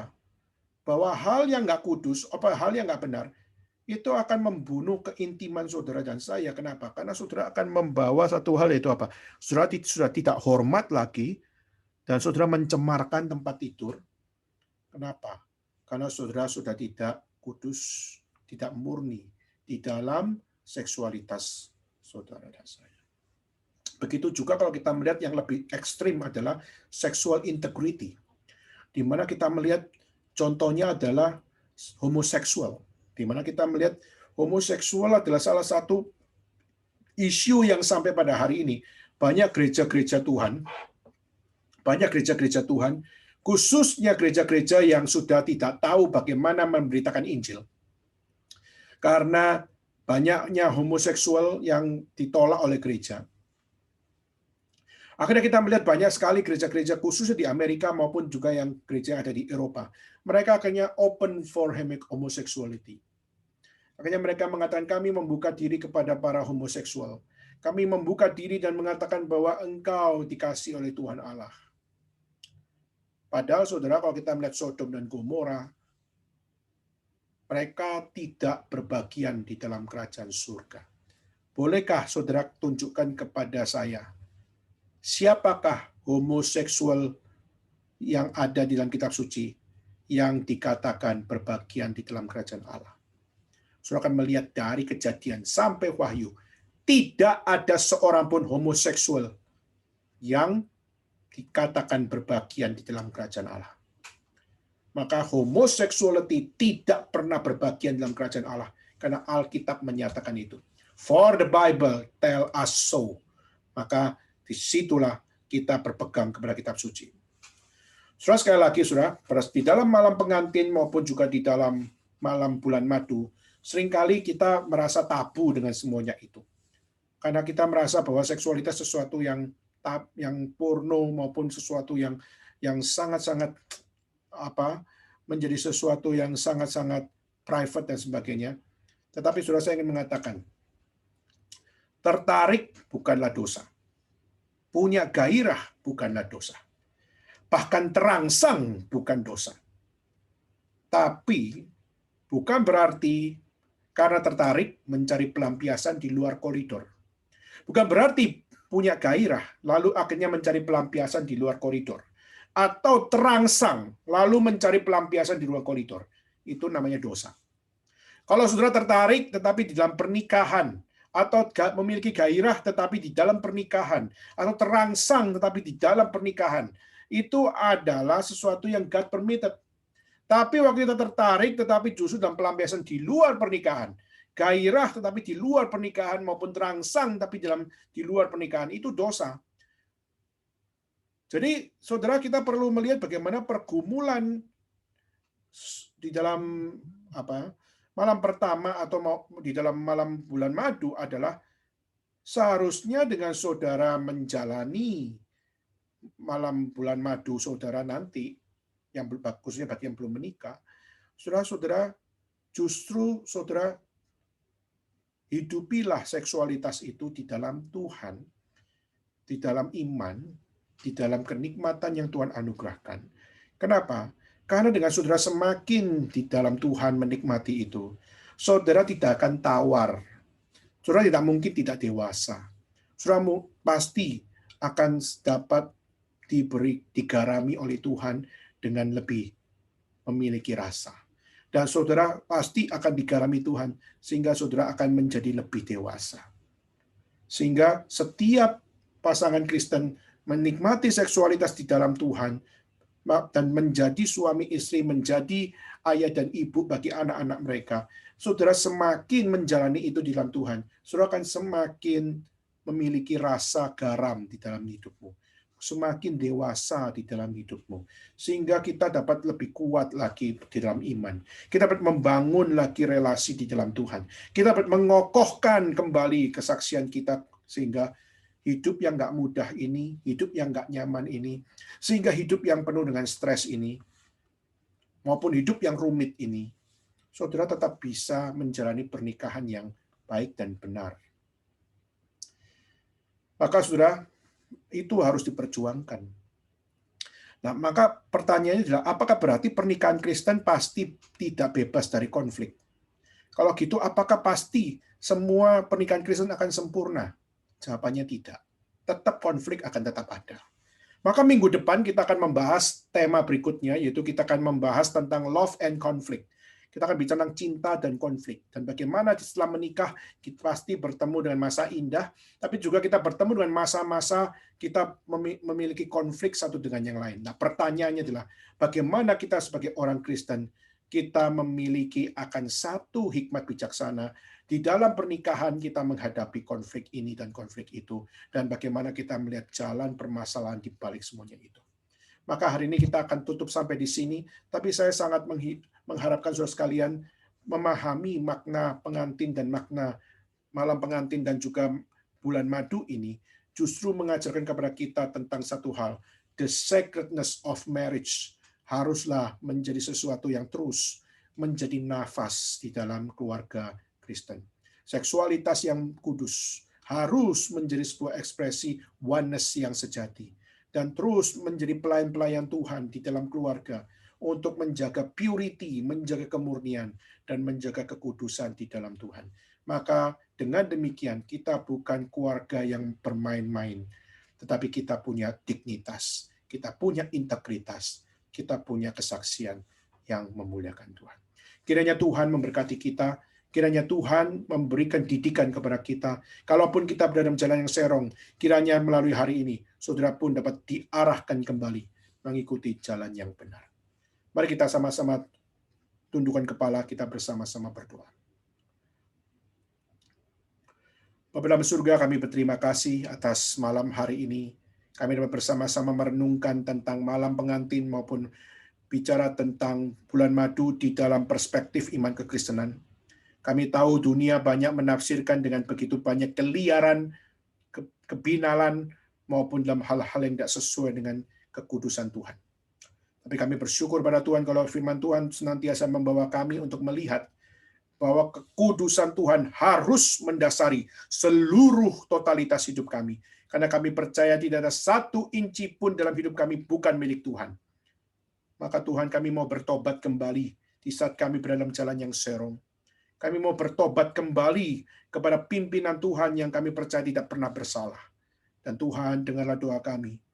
Kami mohon, bekerjalah dalam hidup kami masing-masing. Kami rindu berubah. Kami rindu dapat menjadi saksi Tuhan yang benar.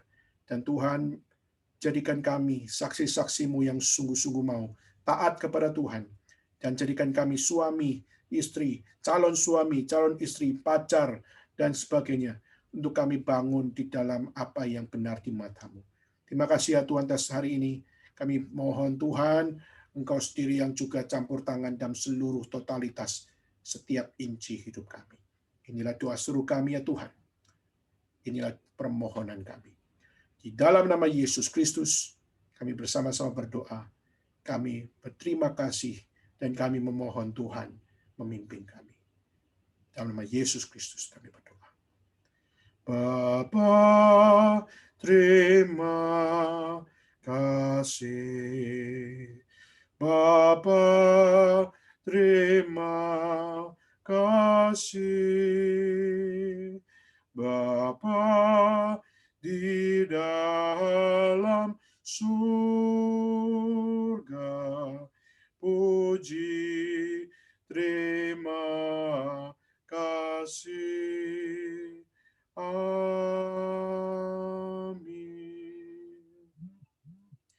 Baik, saudara sekalian, kita akan sama-sama melanjutkan dengan kita akan menjalankan persembahan.